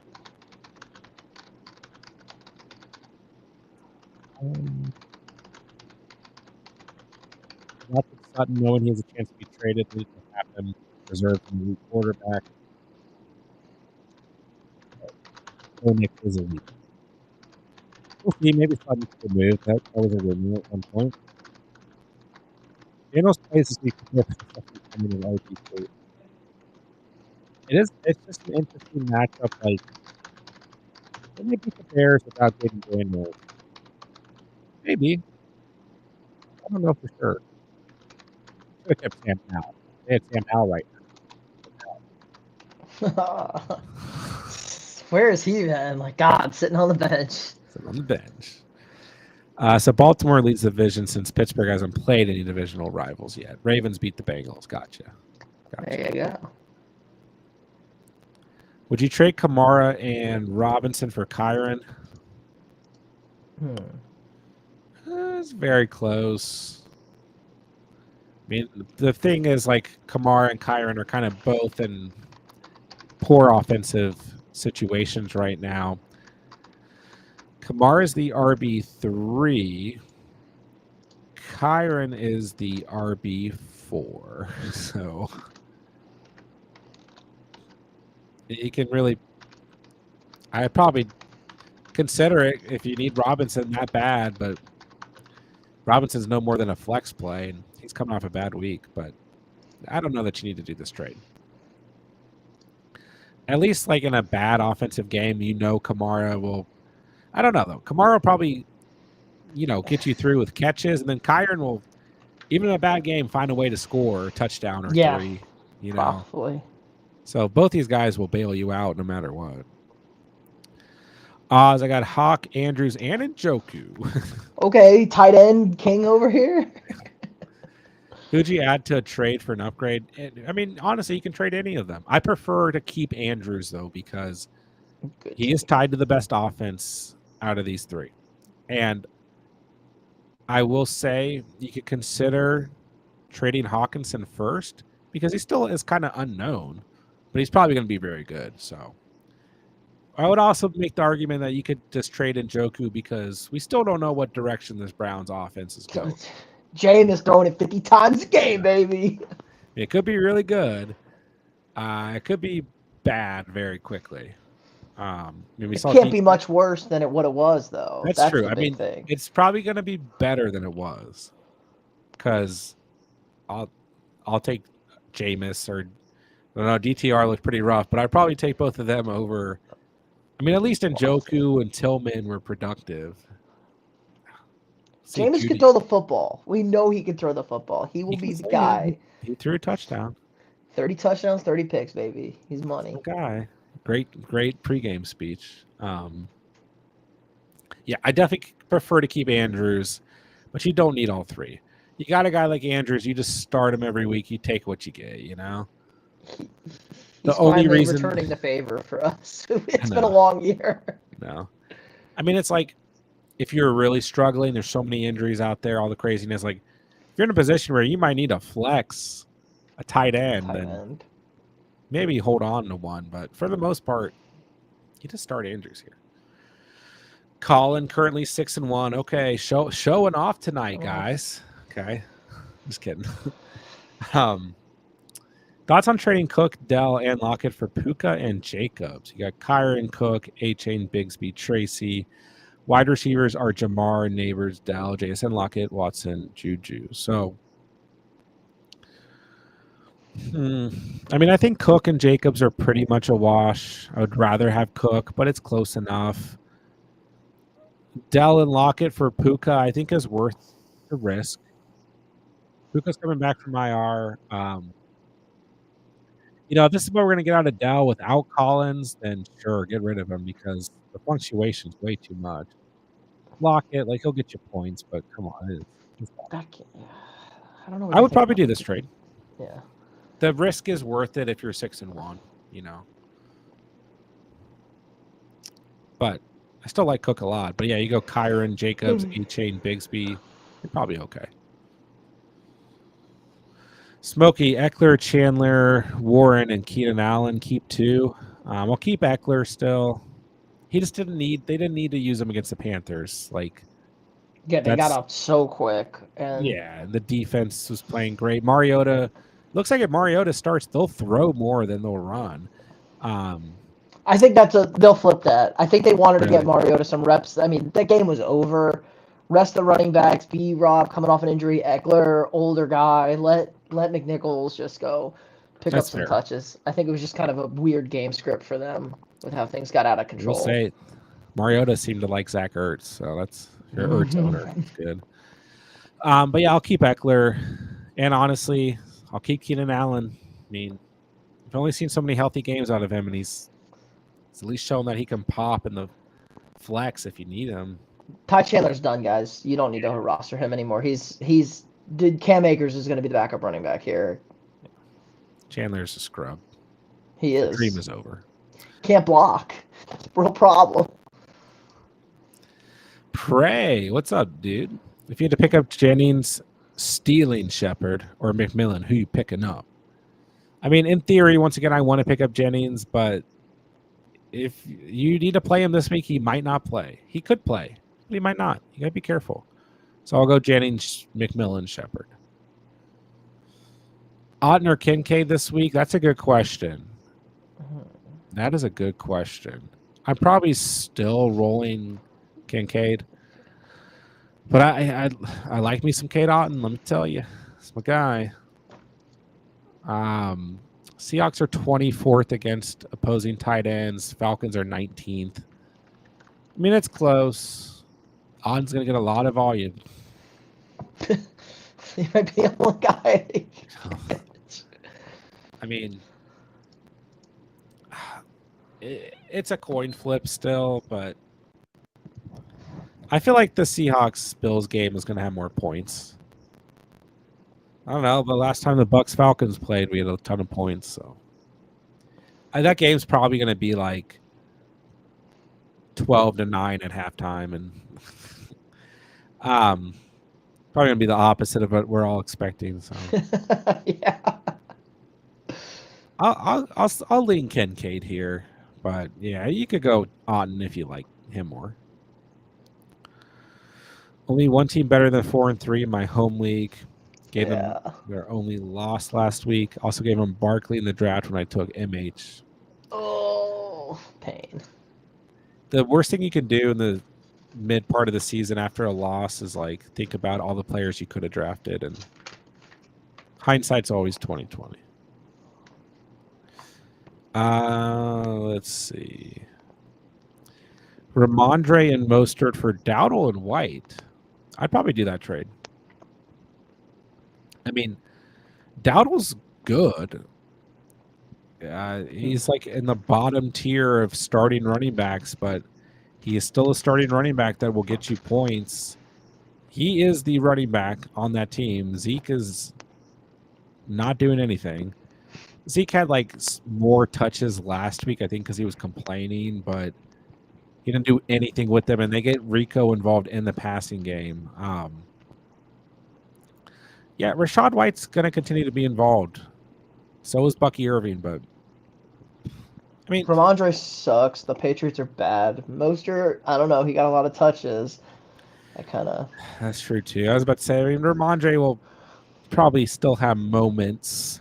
I don't know. I'm not. The Patriots might just only throw the ball. They physically can't run the football anymore. It's really bad. Yeah, Rod Mayo's a terrible head coach, and now Jerry's acting crazy. Colin said we don't know how to design run plays, so maybe Mike McCarthy runs the ball 40 times to say we can run the football. So that might help.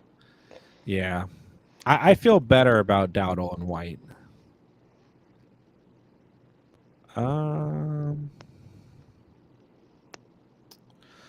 Buffalo or Chicago defense this week and rest of season? I'd rather have Chicago rest of season. But this week? Now, I do like Chicago if Mariota starts. Mm-hmm. Buffalo's good. Like, they're good, but it's about it. You know, I liked them a lot last week because they were playing Will Levis or Mason Rudolph, you know. Who they got this week? Now they got Seahawks, Dolphins. That's a good matchup. Colts is probably good. Colts, Kansas City, a bye week. The Niners, the Rams, the Lions, the Pats, the Jets. Like, they're going to be startable. But they only have 3 double-digit performances. That's what's kind of holding them on in their top. I mean, their defense 7. So I'd rather have Chicago, I think. I feel like Chicago has a pretty tough schedule. Yeah. They got to play the division 6 times. Yeah. And the Washington, Arizona, New England, Green Bay, Minnesota, Detroit, San Fran, Minnesota, Detroit, Seattle. They're going to probably pop here or there, but, you know, they have 24 points against Will Levis, 16 against Andy Dalton, 10 against Trevor Lawrence. They're a good defense, good secondary, but I'm a little risky on them. I might rather have Buffalo because I think they're a little bit safer. That's very close. I trust your gut. League mate lost Godwin and Ayuk, was going to trade Dowdle and Pickens for Mixon. Maybe ask for Downs or Myers as well. I don't know. I think Dowdle and Pickens is pretty fair for Mixon, but yeah, if you want to add one on, I mean, I would rather get Myers right now because I don't know. I mean, unless Flacco's a starting quarterback, we're not going to get anything out of Downs. But maybe Flacco is going to be the starting quarterback the next couple of weeks. So, yeah, I mean, you could probably add one of these 2 guys on because they have very, very low perceived value. So, sure. Jacob had to sell high on Bigsby question. 5-2, half PPR, Mahomes, Wilson, Henry, Jones, Mostert, Hill, Spears, Brown, McLaurin, Waddle, Mooney, McMillan, Hawkinson, Schultz. So running backs are Henry, Jones, Mostert. Yeah, I mean, you could look for some wide receiver help. I don't really know what a swap at running back would look like for you. If it would really make a lot of sense. But if you can try and get a wide receiver here, I think it's worth it. Because I mean, you got Brown, McLaurin, Waddle, but it wouldn't hurt to get someone else here. But who are you really going to trade for? It's just so. That's the other thing with all these injuries is like, there's like no options really. So, None. Zero. can you trade for Garrett Wilson? I would take Garrett Wilson in a heartbeat for Bigsby. I mean, Wilson is still the wide receiver 5, and people are acting like he fell off a cliff and broke all his bones or something. Well, he had a pass hit him in the chest that goes for an interception. I don't know if Aaron Rodgers is going to be too friendly to him the rest of the year because Aaron Rodgers is the guy who holds a grudge. It's true. Same amount of targets as Adams, but you might be right. Maybe Lazard gets those extra 4 targets now. But yeah, it's thin out there, man. If you can get a wide receiver that you feel like is fair here, I'd do it. I just don't know if like swapping at running back would do much. And like, I mean, are you going to upgrade at quarterback? Maybe you're about to be trusting Hawk at tight end, but that's about it for me, Jacob. I mean, you're 5-2. You're in good shape. So yeah, and this team is. I could see this team being 2-5. Honestly, Henry's probably saving you. Jones too. Yeah, Henry, Jones, Brown, McLaurin. But I mean, McLaurin, Browns have had bad moments or been hurt. Yeah. No quarterbacks. Russell might save this team. Yeah.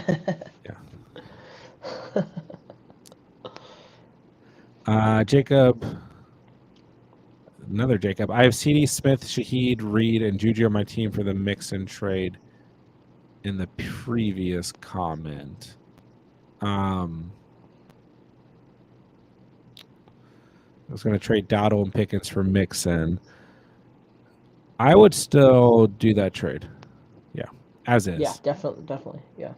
I mean, the only other option is you put Reed or Smith on instead of Pickens, which is still, I think, is still okay for Mixon, but I would kind of prefer to keep Smith and Reed. And I like Pickens, but just too volatile. We don't know. Yeah. This could go south really quick in Pittsburgh. Nice schedule coming up. But yeah, Shaheed shouldn't even be on your team. Yeah, he's done for the season. Yeah. Juju, you can hold on hope. Someone offered me Connor and Deontay for Cup. I took it. Good trade. Sure. If you need the running back, yeah, James Conner's as solid as it gets.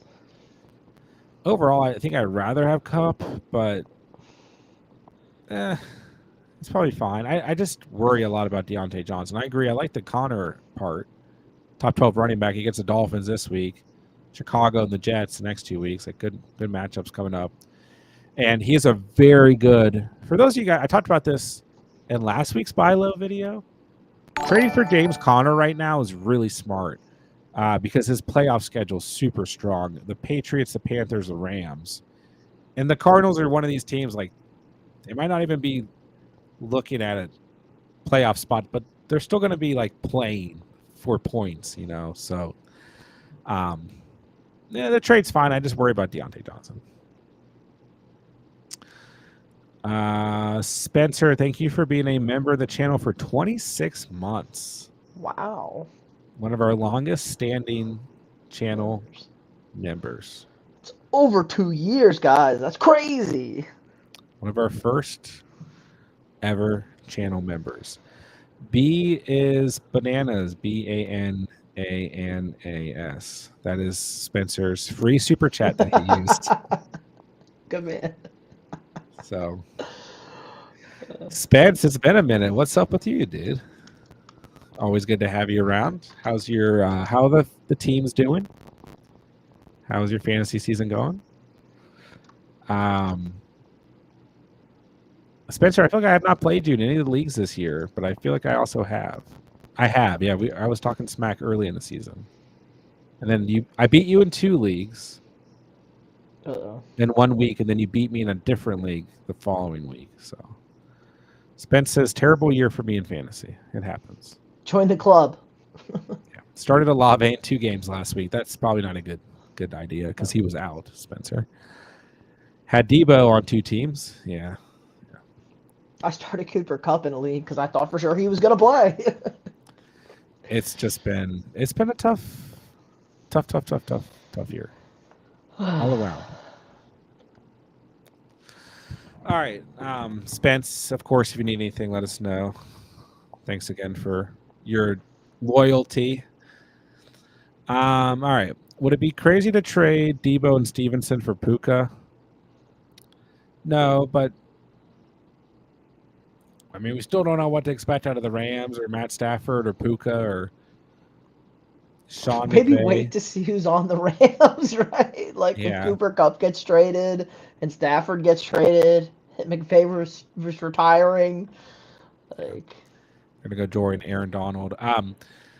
I will say I like buying low on Debo right now, for sure, because like he's gonna be fine. It's not like he has a knee injury or something. Once he's like okay to play, like he will be okay to play. He's out of the hospital, so we'll see. Stevenson, Dowdle, or Madison this week? I go Dowdle. Go Dowdle. Should be a good competitive game script. Niners right there in the middle, 17th against the position. I like Madison, but I don't like him this week against the Chiefs. This Chiefs run defense is good. The Chiefs defense is good. Yeah. They're giving up the fewest fantasy points to the running back position in the entire league. So, but yeah, they're just all around very good. So, give me Dowdle. Let's see here. Ghost Hunter, same league as above. Would you trade Jones and one of Ingram, Kmet, Hawkinson for Terry? Half PPR. It's a league where I lost Evans and Godwin. Sure. But honestly, I feel like Jones for Scary Terry straight up is fair. I feel like that's enough. I mean, you got a top 15 running back for McLaurin, who I want to say is also a top 15 receiver. He's a wide receiver 12. So I feel like that's enough. I don't feel like you need to add the tight end into the equation. But they might be holding him hostage because, like, you just lost your two receivers, so you're gonna have to overpay to get a receiver. And honestly, I'd trade Kmet. I mean, I like Kmet a lot, but he's very volatile up and down. He really only has like 2 good games on the season that are putting him in the top 5 category, if he's still there after the bye. Smokey 7-0, 5-2, 5-2 in the catch family is not bad. You are out there dominating. Tommy, what would you personally do? Play Darnold or wait on JD5? I just play Darnold. Mm-hmm. I just play Darnold. If you don't want to do that, then go for Russell Wilson. I think Drake May's good this week too, but just good. Like Knicks May, like they could pop, but they could also just be at like 15 points. Rodgers is probably streamable, but once again, he could also have like just 15 points. So I just play Darnold. He's been the best fantasy quarterback out of this bunch, not including Jaden Daniels. Also sucks if I play Darnold, I'll have 3 players plus my defense all going on Thursday night. Yeah. You could score so many points that you just win. You intimidate your opponent into a forfeit.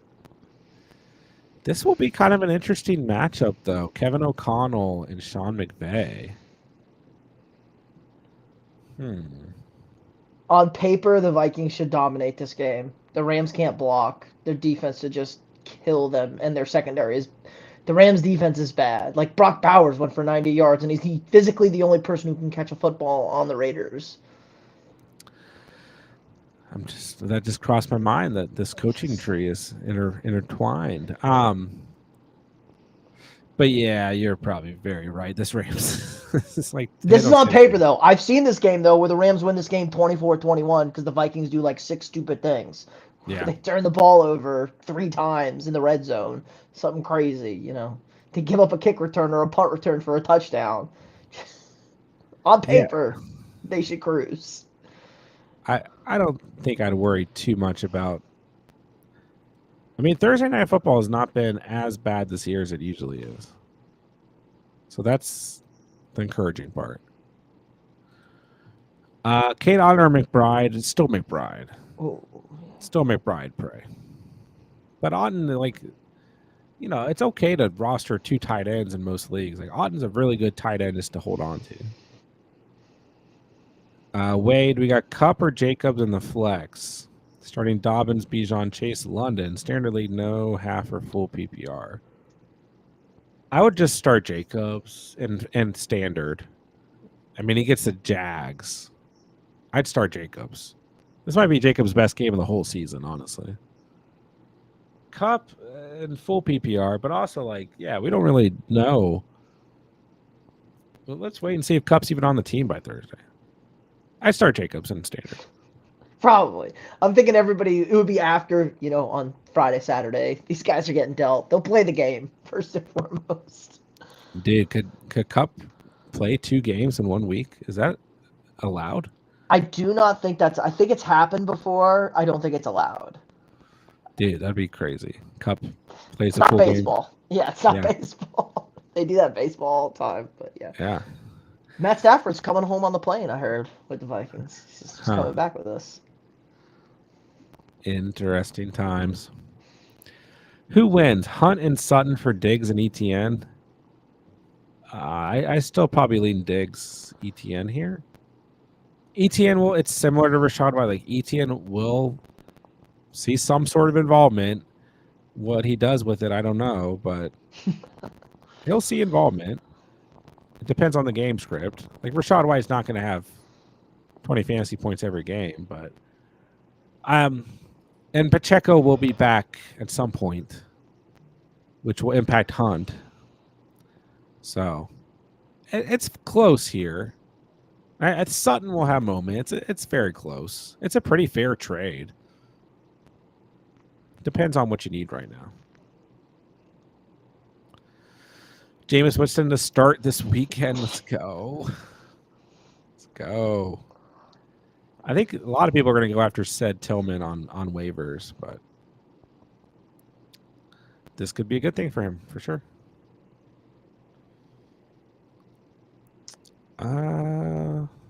Just about caught up. I feel like a lot of people tuned out from fantasy today and tonight. Yeah, just a relaxing day. It's been it's getting so grindy, man. This is definitely the grindiest season of fantasy I can remember in a long time. It's pretty tough. Dak and Chubb or Adams and CMC. Superflex have Nix and Stafford. So once again, I mean, generally overall, I like Adams and CMC more. But if you're left with Bo Nix and Stafford, you need Dak here. Like, in a Superflex league, I'm not doing this trade because I want to keep Dak.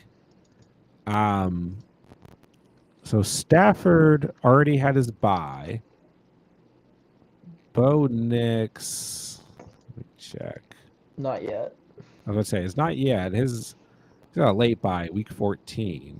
And Dak's already had his bye. So, I mean, now in a Superflex league, if it's 1 week, you can flex a receiver or running back, you know. I just don't know that I'm going to roll the rest of the season with Bo Nix and Stafford and Superflex.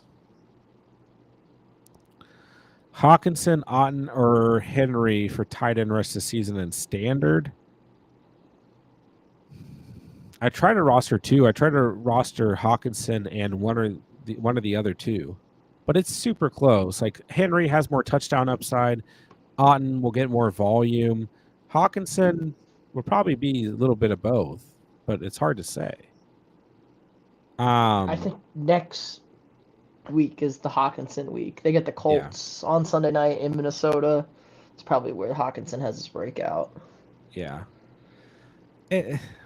Once again, with tight ends of this caliber, it's still very close. Like, they're all startable, but very, very close on a weekly basis. So I will say in standard, you want to look for that touchdown upside. So probably Hawk, Henry, Otten. But yeah, similar to Pete's point, it's like got to tamper our expectations for Hawkinson, even in a good matchup in his first game back, And then does Otten start to see more touchdown upside with no Evans and Godwin? Maybe, but we got to kind of wait and see.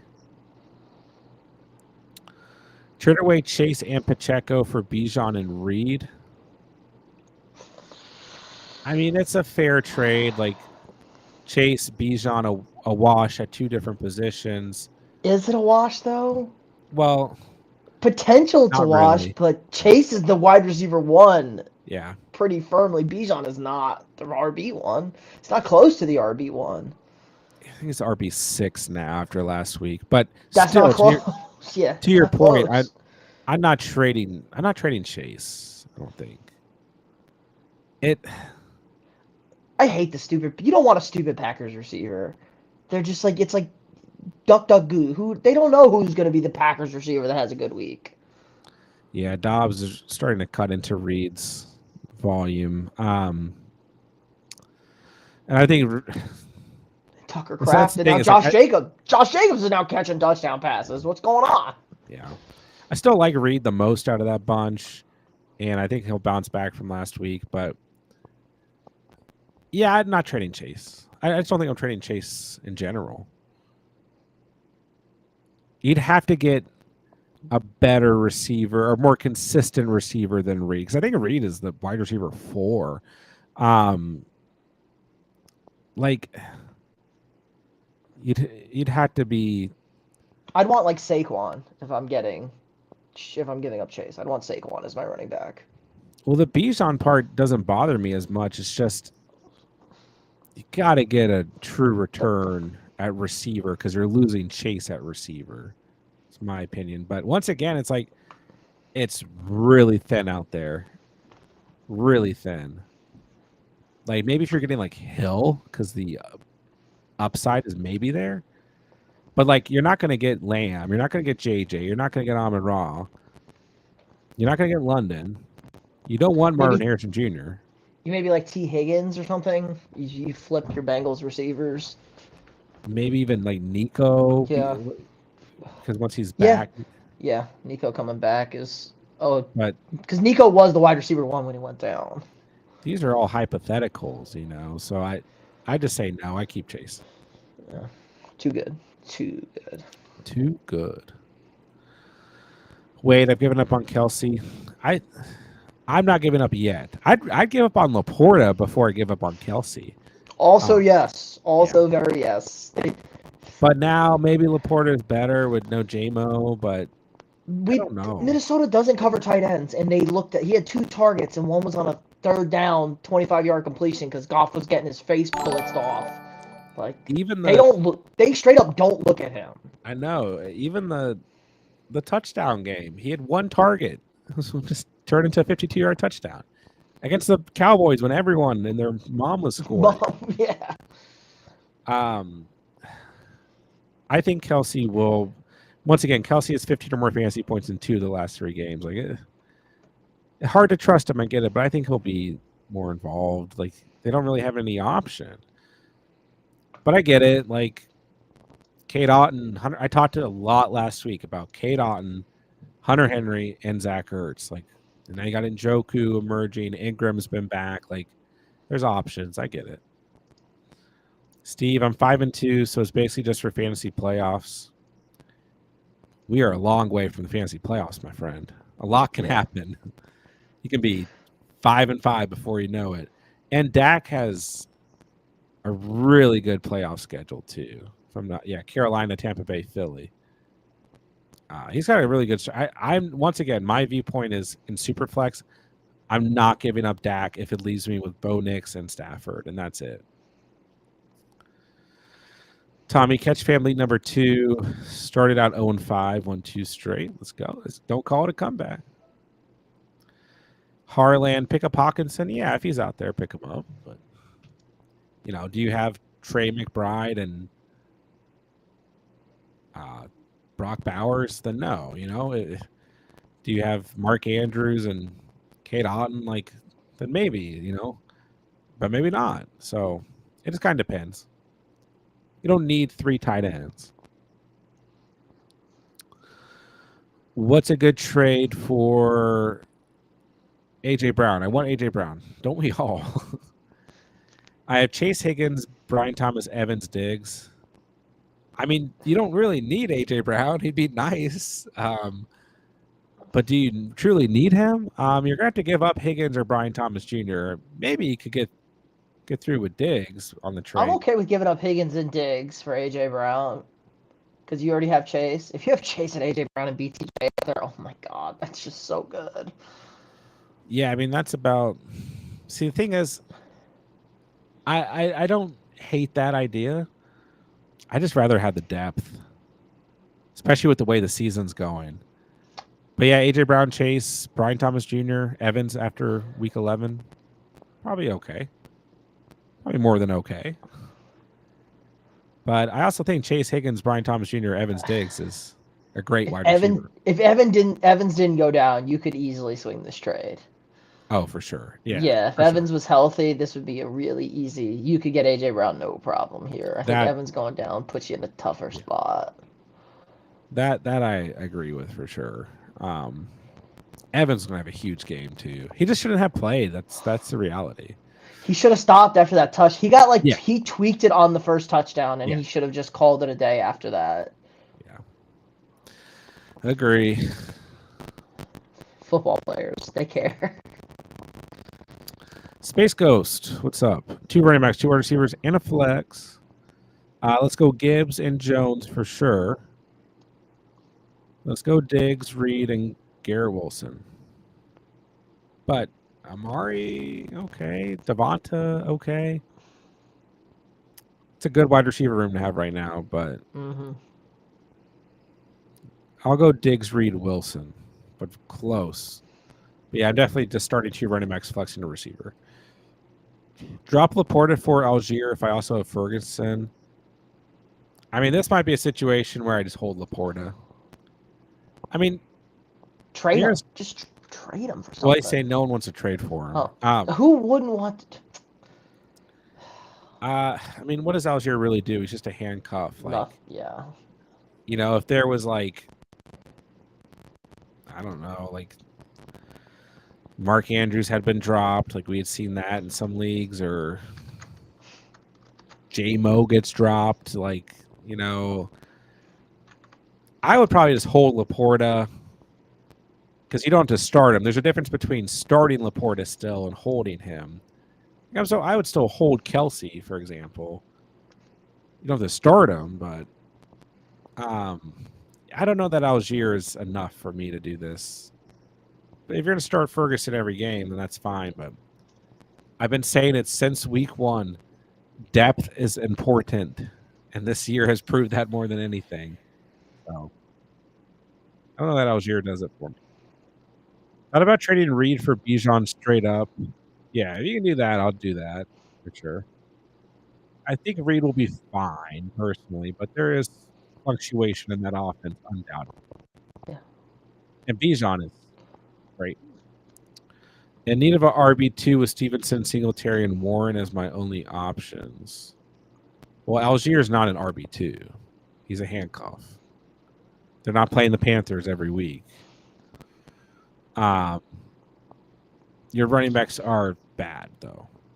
But, I mean, okay, if your running backs are this bad, then maybe you can just pick up Algier just in case Bijan misses a game or two, Yeah. This might be the type of situation where I'm like, okay, I'm looking for someone to get hurt and taking the chance that they'd get hurt, even though they probably won't, But yeah, I do agree. J-Mo's only out 2 games is the problem. But is he out for more than 2 games, if you know what I'm saying? Yeah. He gets put in timeout. I don't know. With the way that division is and the Lions going to be fighting for that number 1 seed, maybe. I think they're going to try and deploy as many weapons as they can. Yeah. Yeah. They did not use him on Sunday. It was very interesting. Definitely weird. So you got Hill, Moore, and Deontay. 3 and 4. I mean, Enze Flowers. Yeah. You can't really trade any of your wide receivers because Deontay has no value right now, and you can't afford to trade the rest of them. He's playing that waiver heavy at running back. Harlan has Evan Ingram. Yeah, I mean, if you have Ingram, you want to pick up Hawkinson, that's fine. But you should be good after that. You should be able to, as long as everyone's healthy, roll with those two the rest of the season.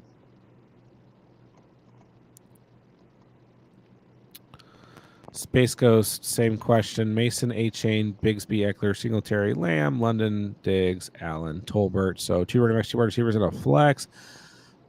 Give me Mason against the Cowboys. Give me A-Chain. Give me Lamb, London, and Diggs. But Bigsby's kind of close there. I'll go Mason, A-Chain, Lamb, London, Diggs.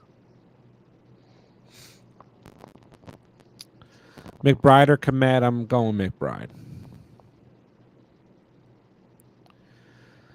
What's your opinions on waivers this week? Ooh, I wonder. May or may not be a video to check out on that. There's definitely a video that has been put out a day ago.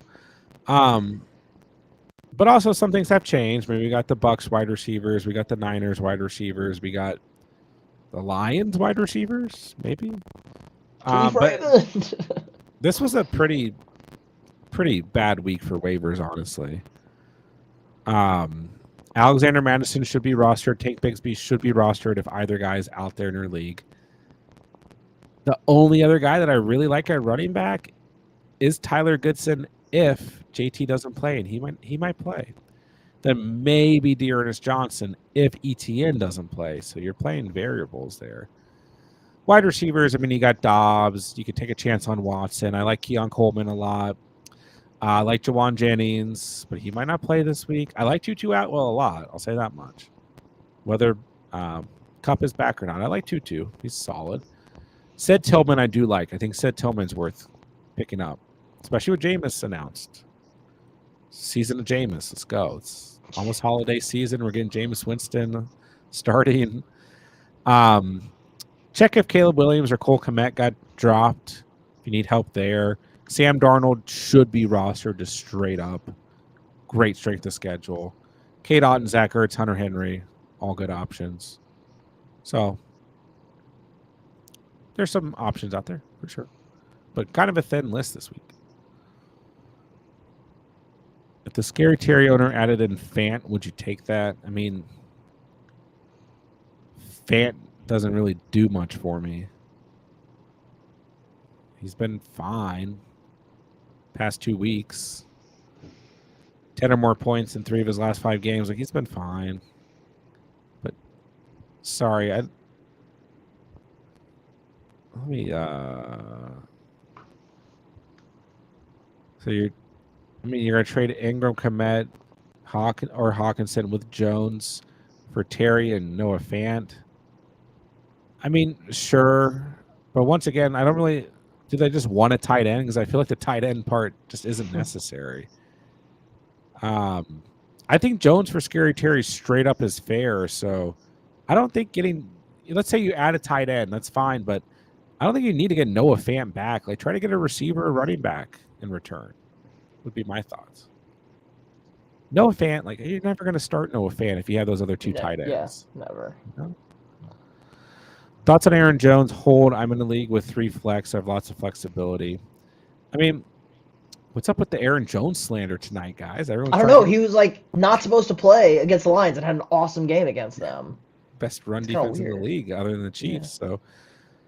So, I know he's been limited, but like that's the story of Aaron Jones' career. I mean, he gets the Rams, the Colts, and the Jaguars in the next 3 weeks. Like, those are all 20-plus point potential games. He's a top 15 running back. Yeah, he's gonna. Offense is I mean, good. Cam Akers could cut in a little Yeah. bit if he's hurt, but Is he that ain't what we're cutting in scared if of? he's healthy. I guess, but come on, guys. Yeah.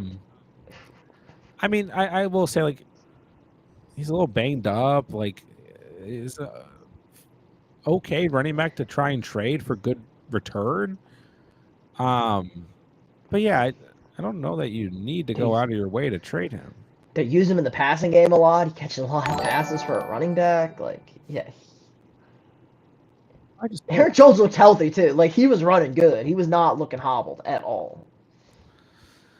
yeah, It's Thursday game. Everybody's limited. It's a Thursday practice report. Like I think everybody's overlooking that this week. yeah.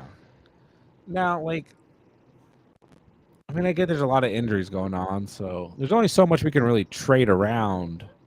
But yeah, I just don't see any reason to want to trade Jones. But if you are going to trade him, like, you should be getting a good wide receiver in return. Then there's a lot of injured wide receivers right now, so you got to make sure you're not selling yourself short. But once again, I just don't know that you need to do the trade.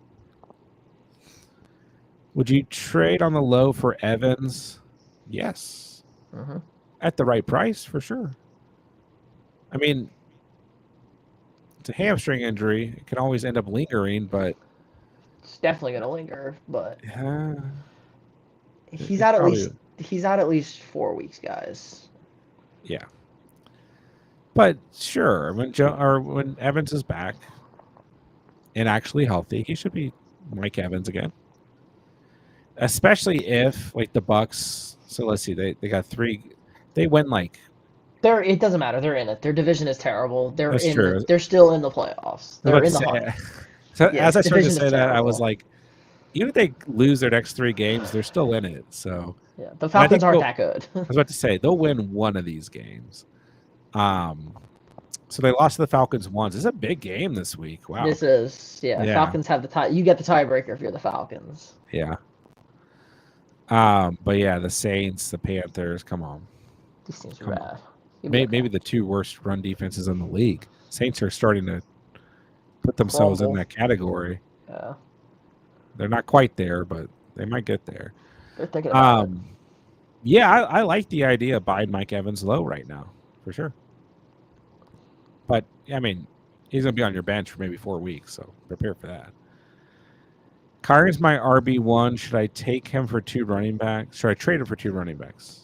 I mean, it depends on what running backs, but in general, no. Like, you have a top 5 running back. 2 nickels don't equal a quarter, right? Yeah, your RB2 is so trash. Like, just ride with. At least you have good production out of one of the running back spot instead of 2 average productions. Maybe there's a trade that makes sense, but I like Breece Hall's not technically a top 5 running back. Like maybe if you get Breece Hall and like Bigsby or something like an RB2 gets a lot of touches. I don't. like Who's gonna maybe, have the point is who's gonna have those running backs and want to move off of them to just get Kyron Williams? They're gonna prefer the running back depth. Yeah. I mean, there's always a right price, but yeah, Kyron is. You gotta find the right team. Is the problem. Yeah. I'm not looking to trade Kyron anytime soon. Can't shake my feeling that Ingram is lower value than Komet. Komet gets red zone targets. Ingram doesn't get in the red zone. Yeah, I mean, they get it done different ways, but once again, like I like Komet, but very volatile. I mean, we have a 25-point game in week 3, a 24-point game in week 6, 8.7 or less points in every other game. He's scored against the Colts, and he scored twice against the Jags, both teams that are very bad against opposing tight ends. So he is a top 5 tight end in fantasy football, even with a bye week. But, the safer player, I think, is Ingram. But the upside lies with Komet. I think what you're saying is fair. We appreciate you, Space Ghost. Harlan, the only reason I want A.J. Brown is because I have Hurts, and now Daniels might be out this week, so it'll just be double points. I mean, in theory, it's a pretty good stack to bet on. Don't get me wrong. It probably will be double points, but yeah, I don't know that you have to do that trade. I think I hold the depth there if it's me. That's what I prefer. But like Pete said, he can definitely trade Higgins and Diggs and get that trade done if you want to and still have good wide receivers. Definitely sucks that Evans got hurt. Definitely move on if he did not. All right, the Mon Villain, the Diamond Dimensions. Interesting name. Anyways, if Zay Pollard and Stroud overpaying for Hurts? Yeah, it is. Hurts ain't that guy. Yeah, He's fine. Stroud's been bad in fantasy, but so you got. Let's see here. We got Jamar Wilson, Adams Reed, Kenneth Swift, Connor. It's still an overpay. I mean, you're. This is what you don't want to do in a trade: is Zay Flowers coming off a bad game, Pollard coming off a bad game, and they both got banged up. And Stroud coming off of a horrible game. I mean, this is a good trade for them. I mean, Stroud is. I don't really have much faith in Stroud from a fantasy perspective this year. I mean, Hurts is a better quarterback than Stroud in fantasy for sure. But, and I mean, you could survive without Zay and Pollard. But Hurts also has duds. Like, there's no tush. If there's no tush push and Saquon gets a second touchdown, how great is Hurts' game? It's an okay game. It's fine. Yeah, I mean, I'd way rather have him than Stroud. Yeah, Joe Mixon is not helping Stroud out whatsoever. And I'll say this about Hurts. I mean, the schedule is soft, right? The Bengals, the Jags, the Cowboys, the Commanders, the Rams, the Ravens, the Panthers. Bad defenses. Yeah. Pittsburgh, Commanders, Dallas. Like, Pittsburgh's the only matchup in there that I'm like, oof. Yeah. Could be tough. And to your point, there's probably be one other game in there, maybe two, where Hurts has one of those 15, 16, 12-point games. But getting back to the point, this is an overpay. But I will say, I mean, if you really want to do it, because Stroud has been that bad for you, like, you could survive without Pollard and Zay, but this is not what you want to do in a trade where, like I said, Pollard and Zay are coming off bad games.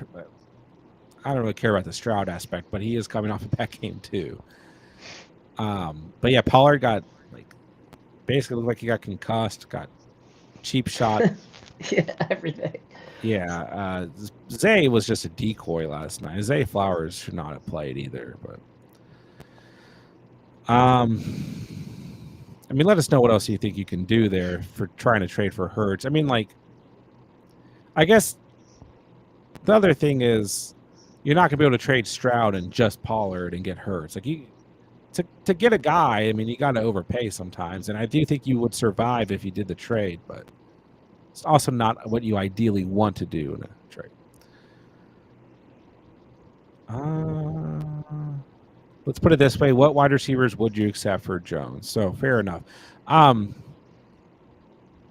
would try to look at any wide receiver around the top 15 mark because that's fair. So like Diggs is wide receiver 13. DJ Moore, I would accept. He's a wide receiver 30, but I would accept him. Metcalf, I think, would be really interesting because he's hurt. He's a wide receiver 9.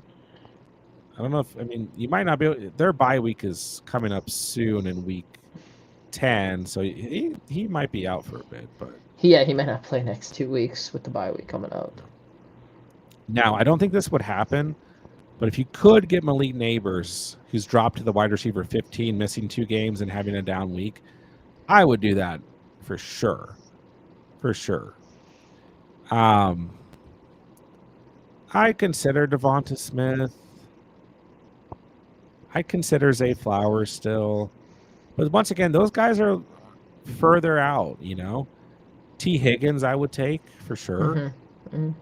I'd take Terry McLaurin.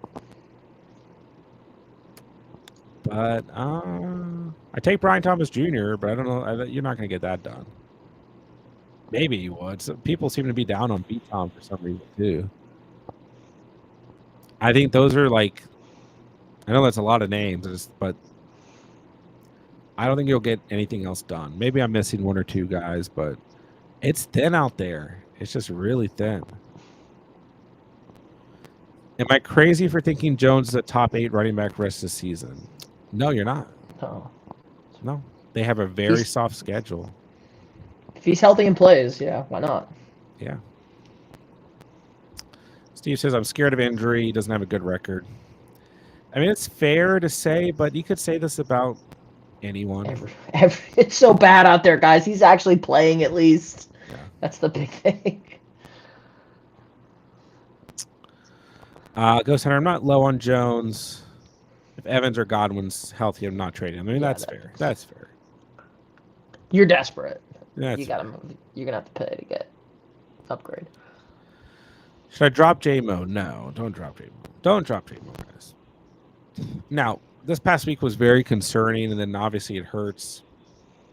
But no, this Lions offense, one of the best offenses in the league. Like, we've seen what he can do. Like, don't drop him. If he had 10 points this past week, you would not be dropping him. You know, if he had 8 points, you probably wouldn't be considering it either. You know. Looking to upgrade for an elite wide receiver 1. We got Kupp, Higgins, Deontay, DJ, Amari, Devon. I don't know. That's a pretty good wide receiver room, but Kamara, Walker, Jones, Hunt, Ramondre White for a top 5 wide receiver. I mean, you got pretty good wide receivers here. B-Tom, I think, is a wide receiver 6. So you may as well just trade Aaron Jones because that's the trend tonight. I mean, really, I think if you could take any of these running backs and just about any one of these wide receivers except for Deontay, and you'd probably have a shot. I mean, you truly want a top 5 wide receiver. So let's see here. We got JJ's a wide receiver 3. Chase is the wide receiver 1. I don't even know. Nico JJ being the wide receiver 3 is kind of scary because he has not had a game yet. Like, he's been fine, he's been good. He has not had a game yet. That's kind of scary to think about. He's just consistent. Yeah. He's talking. Oh, he's talking. We're getting over them 100-yard marks, he said. We're about to turn it on. Yeah, I mean, touchdown in 5 to 6 games. I mean, he's had 20-plus points almost 4 times. Oh, that's right. Godwin is still wide receiver. Yeah, got hurt on the last play. A good game. So. Neighbors has fallen out. I don't know who I'm missing off the top of my head, but I mean, who is it that you're really? JJ is probably JJ or Chase. Yeah, Jaden Reed's in there. That's right. AJ Brown maybe. AJ Brown mean, potentially because he's missed some time, so he'll be like the guy. Yeah, like CeeDee Lamb's not in there. Amon-Ra's not in there. AJ Brown's not in there. Hill's not in there. Well, London. Tyreek's dead to me. Like that's guy. Like the other 3, like CeeDee, Amon-Ra. I forgot Drake London. He's in there. He's a wide receiver 5. Yikes. So what are you gonna trade for? London, JJ, or Chase? I mean, you have the players to do it, but do you really need 3 wide receivers? So let's say everything goes bad. Kupp doesn't play. Deontay, you don't want to start. So you're starting Higgins, DJ Moore, Amari Cooper. You can flex Devonta and flex Brian Thomas Jr. or start them over any of those guys. You got Kamara, Walker, Jones, and Hunt at running back. I mean, what's your record? Like, probably really good. Yeah, this is like, once again, depth is so important. So, like, let's say you take Amari Cooper, Deontay, and Kamara, and you trade for Drake London. Then you have Cup, London, Higgins, DJ Morris Smith, Walker, Brian Thomas Jr., Jones, Hunt. Like, it's still fine, but did you really? I don't know that you really need to do it. Because you have the player, like, once again, to get a guy, you got to trade some guys. But I don't know that it's going to be worth it. Say you're 3-4. That's okay. It's okay to be 3-4. I know it doesn't feel good. Yeah, it feels like some bad luck in there more than anything. Yeah. I mean, here's a real thing to look at. What's your points against? Do you like, this is a good team. In a 3 wide receiver league, this is a good team. I just, like, you got some guys here, too, that could crack the top 10 by the end of the season. Brian Thomas Jr. is already in there. Cooper Kupp coming back, just a super strong finish. Yeah. Even Devonta, Cooper, DJ Moore, Higgins, like Deontay's. You have the most points against you. That'll do it. That'll do it. Yeah, you got great running backs here. I mean, once again, you can get it done if you want to, but unless you're getting Chase or JJ, I mean, maybe I took top 5 too literally, because there's still guys like Amon-Ra that can get in there, CeeDee Lamb that can get in there. If you want to try and trade, I mean, especially Amon-Ra with no JMO, you have the players to get it done. But is it going to be worth it is the real question. It's a good team. If you have the most points. What do you on points scored, too? Like, are you in the top 3 in points scored and you just have terrible luck? This is a team right now, like, you can flex a running back. You have so much depth. And you're pretty healthy, too. Like, Walker's missed some time. Kupp's been the big injury. I mean, Smith missed a little bit. But if it's me, I just hold. I keep rolling with the punches here. Like, Amari could easily get into the top 10, top 7 if Buffalo just takes off. I don't know. Yeah. It's weird. All right. I got to bounce, y'all. It's been real. Saying goodbye. Thanks, Pete. It's love. I know you guys are almost done there. Appreciate you guys. Check out the videos. Kicker's coming out tomorrow. We did pretty good last week. Last week on the kicker tiers. But, all right. I'll see y'all. All right. Thanks, Pete. Yep. Oh, I'm big. All right, let's keep rolling here. Get set up. All right. Tommy, at 2-5, would you consider trading Kyren, Juju for CMC and Olave? No. No, I'm keeping Kyren. You need the points right now. I'm keeping Kyren. Steve, you're welcome, man. Appreciate the questions tonight, my guy. Thank you for subscribing, hitting the like. Appreciate you guys tonight, all you guys. Chicken Goats. Got JD, Hall, Saquon, Cook, Pacheco, Hill, Cup, Waddle, Addison, Ingram, Godwin, Hurt. Any trade ideas? I don't know. You're kind of loaded up at running back there, my guy. I mean, you could take Cook coming off a bad game. He's going to be fine, though. Pair him with, like, a lot of people are kind of looking to trade for Cup or Waddle. Sorry, trying to get my mic to stay. But let's see. I mean, you're starting in a good, healthy week. JD, Ingram, Hall, Saquon, Hill, Cup, flexing Cook. I mean, it kind of depends on your record. Like, what's your level of desperation? I don't know, though. I try and keep these 3 running backs intact here. Cena just did a trade, gave Smith and Mostert for CeeDee. Was that good? Yes, that's a good trade. And I'm still very high on Devonta Smith. I still believe in Devonta Smith. I'm a Devonta Smith guy.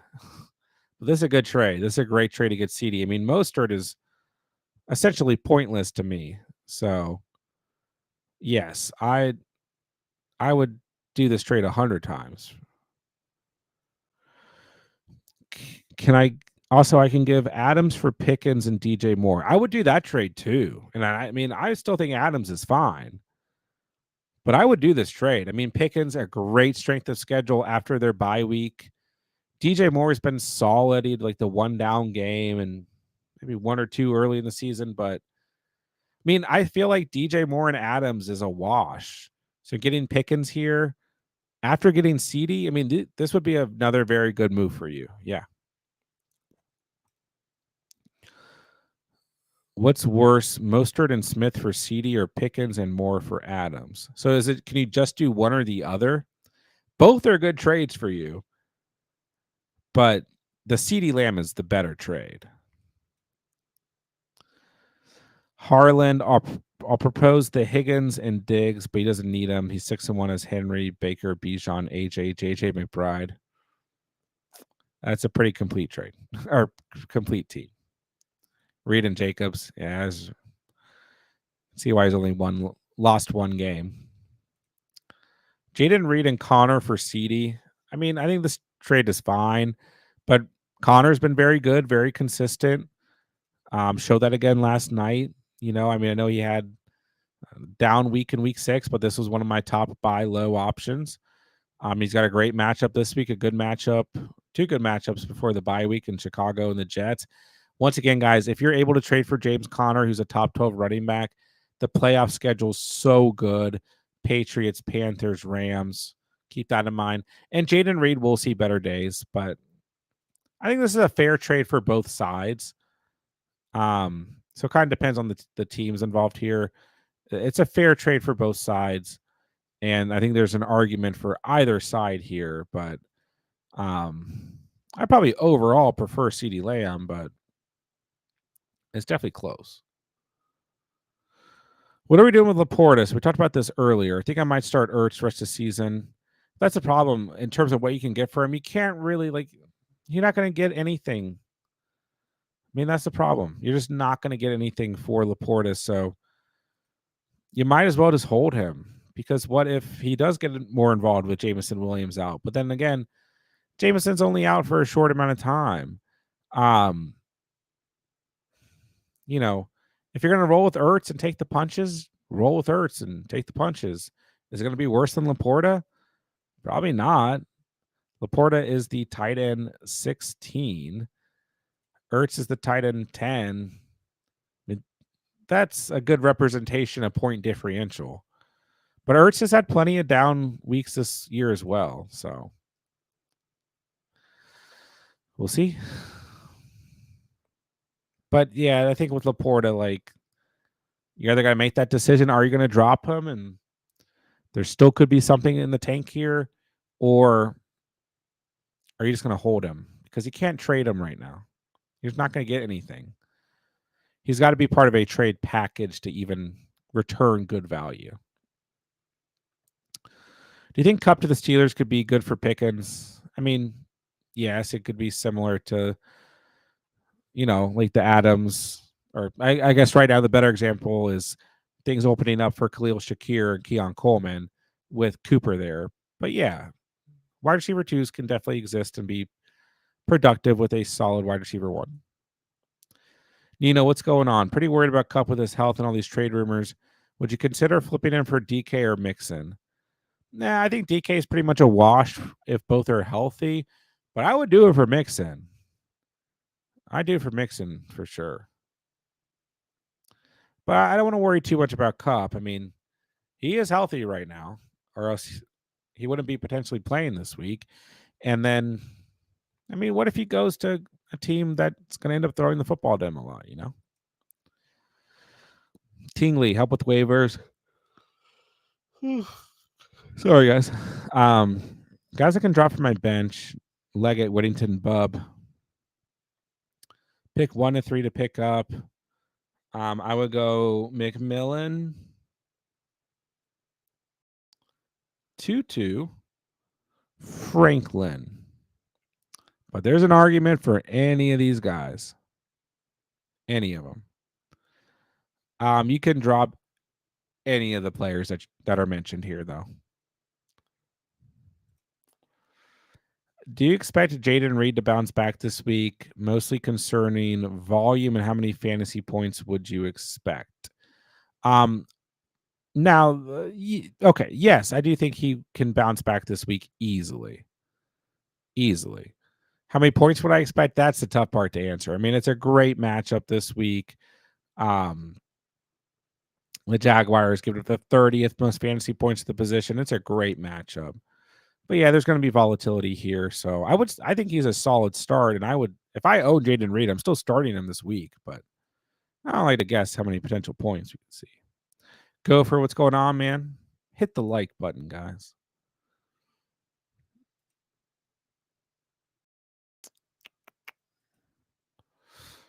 Chicken goes, you're 4-3. Yeah,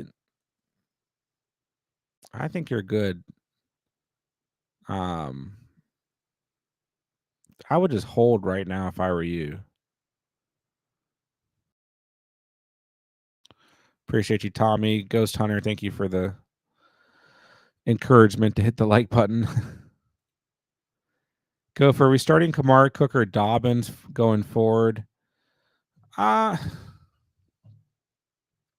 probably still starting Kamara. Cook is fine.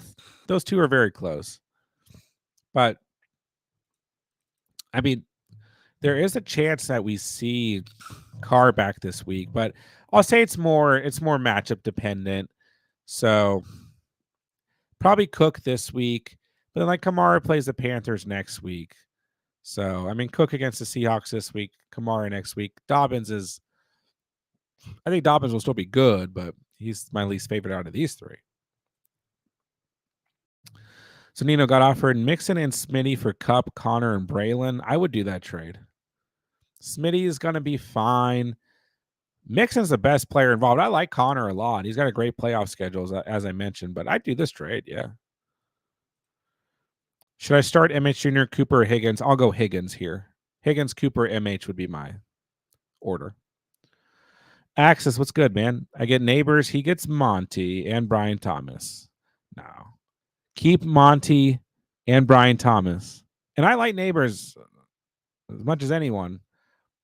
Believe it or not, because I was not very high on drafting him this year. But Brian Thomas is the wide receiver 6, the wide receiver 7. I know Neighbors has missed time and just had a down game, but when Neighbors was healthy, Brian Thomas and Neighbors were neck and neck. And Monty had one down game. No, come on. No, don't do this trade. Can't trade Lapati for a bag of Gushers. No, Gushers are the best gummy snack ever.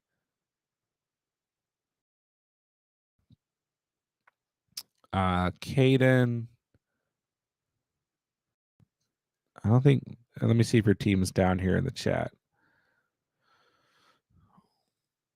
Okay, got JJ, AJ Brown, Nico, Kenneth, Alvin. I want to get rid of Alvin. You're 4-3. That's a good record right now. Why would you want to get rid of any of these guys? Alvin Kamara will be better once Derek Carr returns. Kenneth has been great. Nico will come back and be healthy. You got JJ. Think about your team when JJ, AJ Brown, Nico, Kenneth, and Alvin are all healthy, and Alvin Kamara has a competent quarterback. That is a filthy lineup. I would hold as is. I would not do any trades right now. Do you like McMillan or Shepard? I personally like McMillan, but it could definitely go either way. Adam, my wide receivers are London, DK, Reed, Puka. When DK comes back, do you think Puka would be back? Potentially. That's hard to say because we don't. I mean, DK is week to week, and then Puka. It will be nice to see Puka Nacua playing again. But Puka's just getting designated to return. So he's going to practice this week. So he might.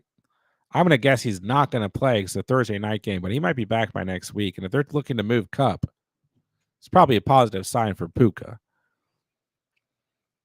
But yeah, it's really tough to say. Should I sell Reed high? I mean, you're not selling Reed high right now. He's coming off a bad game. For a running back, you got Hall, Mason, Hunt.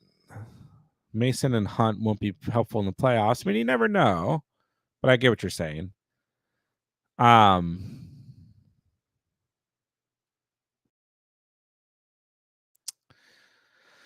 That's close. I mean, you could really trade any one of. I mean, I like DK Reed and Puka, but you could trade any one of these guys to try and get a running back. But and you're asking who said that news about Puka? I mean, that was announced today. Yeah, Puka is designated to return from IR today. So he's been cleared to practice as of 6 hours ago. So, I mean, there is technically a chance that he will play Thursday, but my guess is that he won't. It's just that's a very short week when he just got cleared today. You know, if he were to just practice tomorrow and then play Thursday, I just don't think that would happen. So, but yeah, DK's week to week, it's tough to say, man. I mean, it just depends on what running back you can get here. It's probably fine to do so.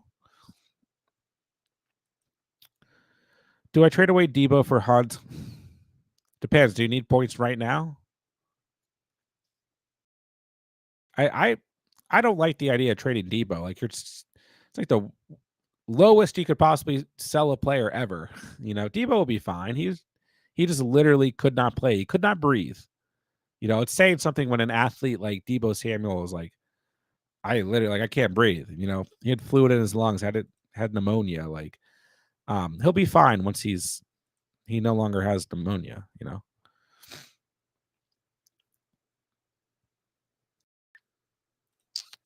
All right, Adam, you're 5-2. That's another thing. Like, I get what you're saying, trying to kind of plan for the playoffs here, but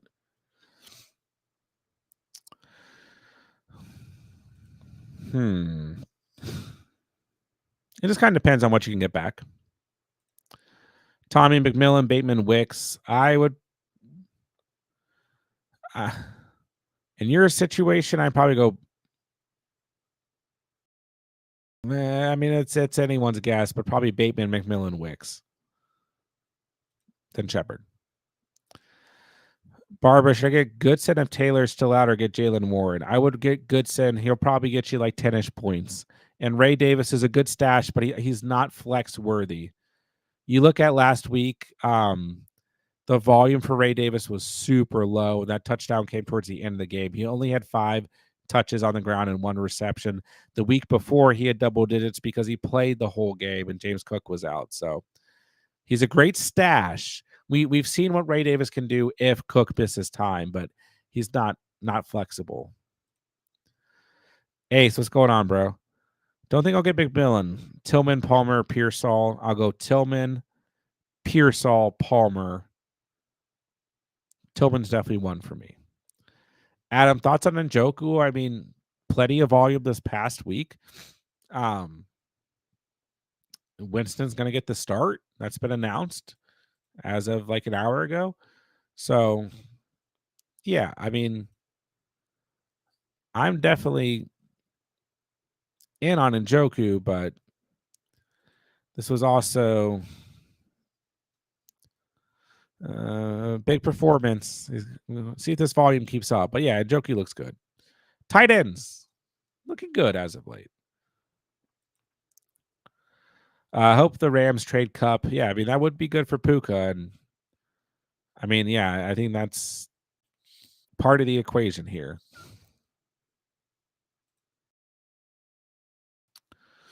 GT Sport, what's good, bro? Would you rather Tracy or Rachaad White? Rachaad White. Rachaad White. Especially with the injuries to Godwin and Evans. But Tracy's just going to be hard to trust with Singletary in the mix. But also, it was a bad week for the Giants last week. So, but hard to trust for sure. And they don't have a good matchup this week. I have Stevenson, but is Gibson droppable? Yeah, I mean, even when Even when Stevenson has missed time, Gibson has done nothing. He's droppable. Drop Douglas for McMillan. I mean, I still think Douglas will be plenty involved. He just was sick. I mean, he had 3 targets before he left, and he left like early in the first. Like, they were going to get him the ball, and it was a great matchup. It's not as good of a matchup this week, but Douglas will still be involved. So I don't want to give up on him too soon.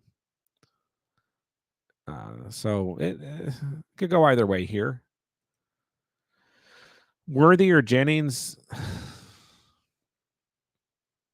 I like Worthy here. I still take Worthy, but yeah, like Worthy's not very trustworthy. And the big thing with Jennings is like, Jennings could be out this week. So if you need points this week, then just bear that in mind.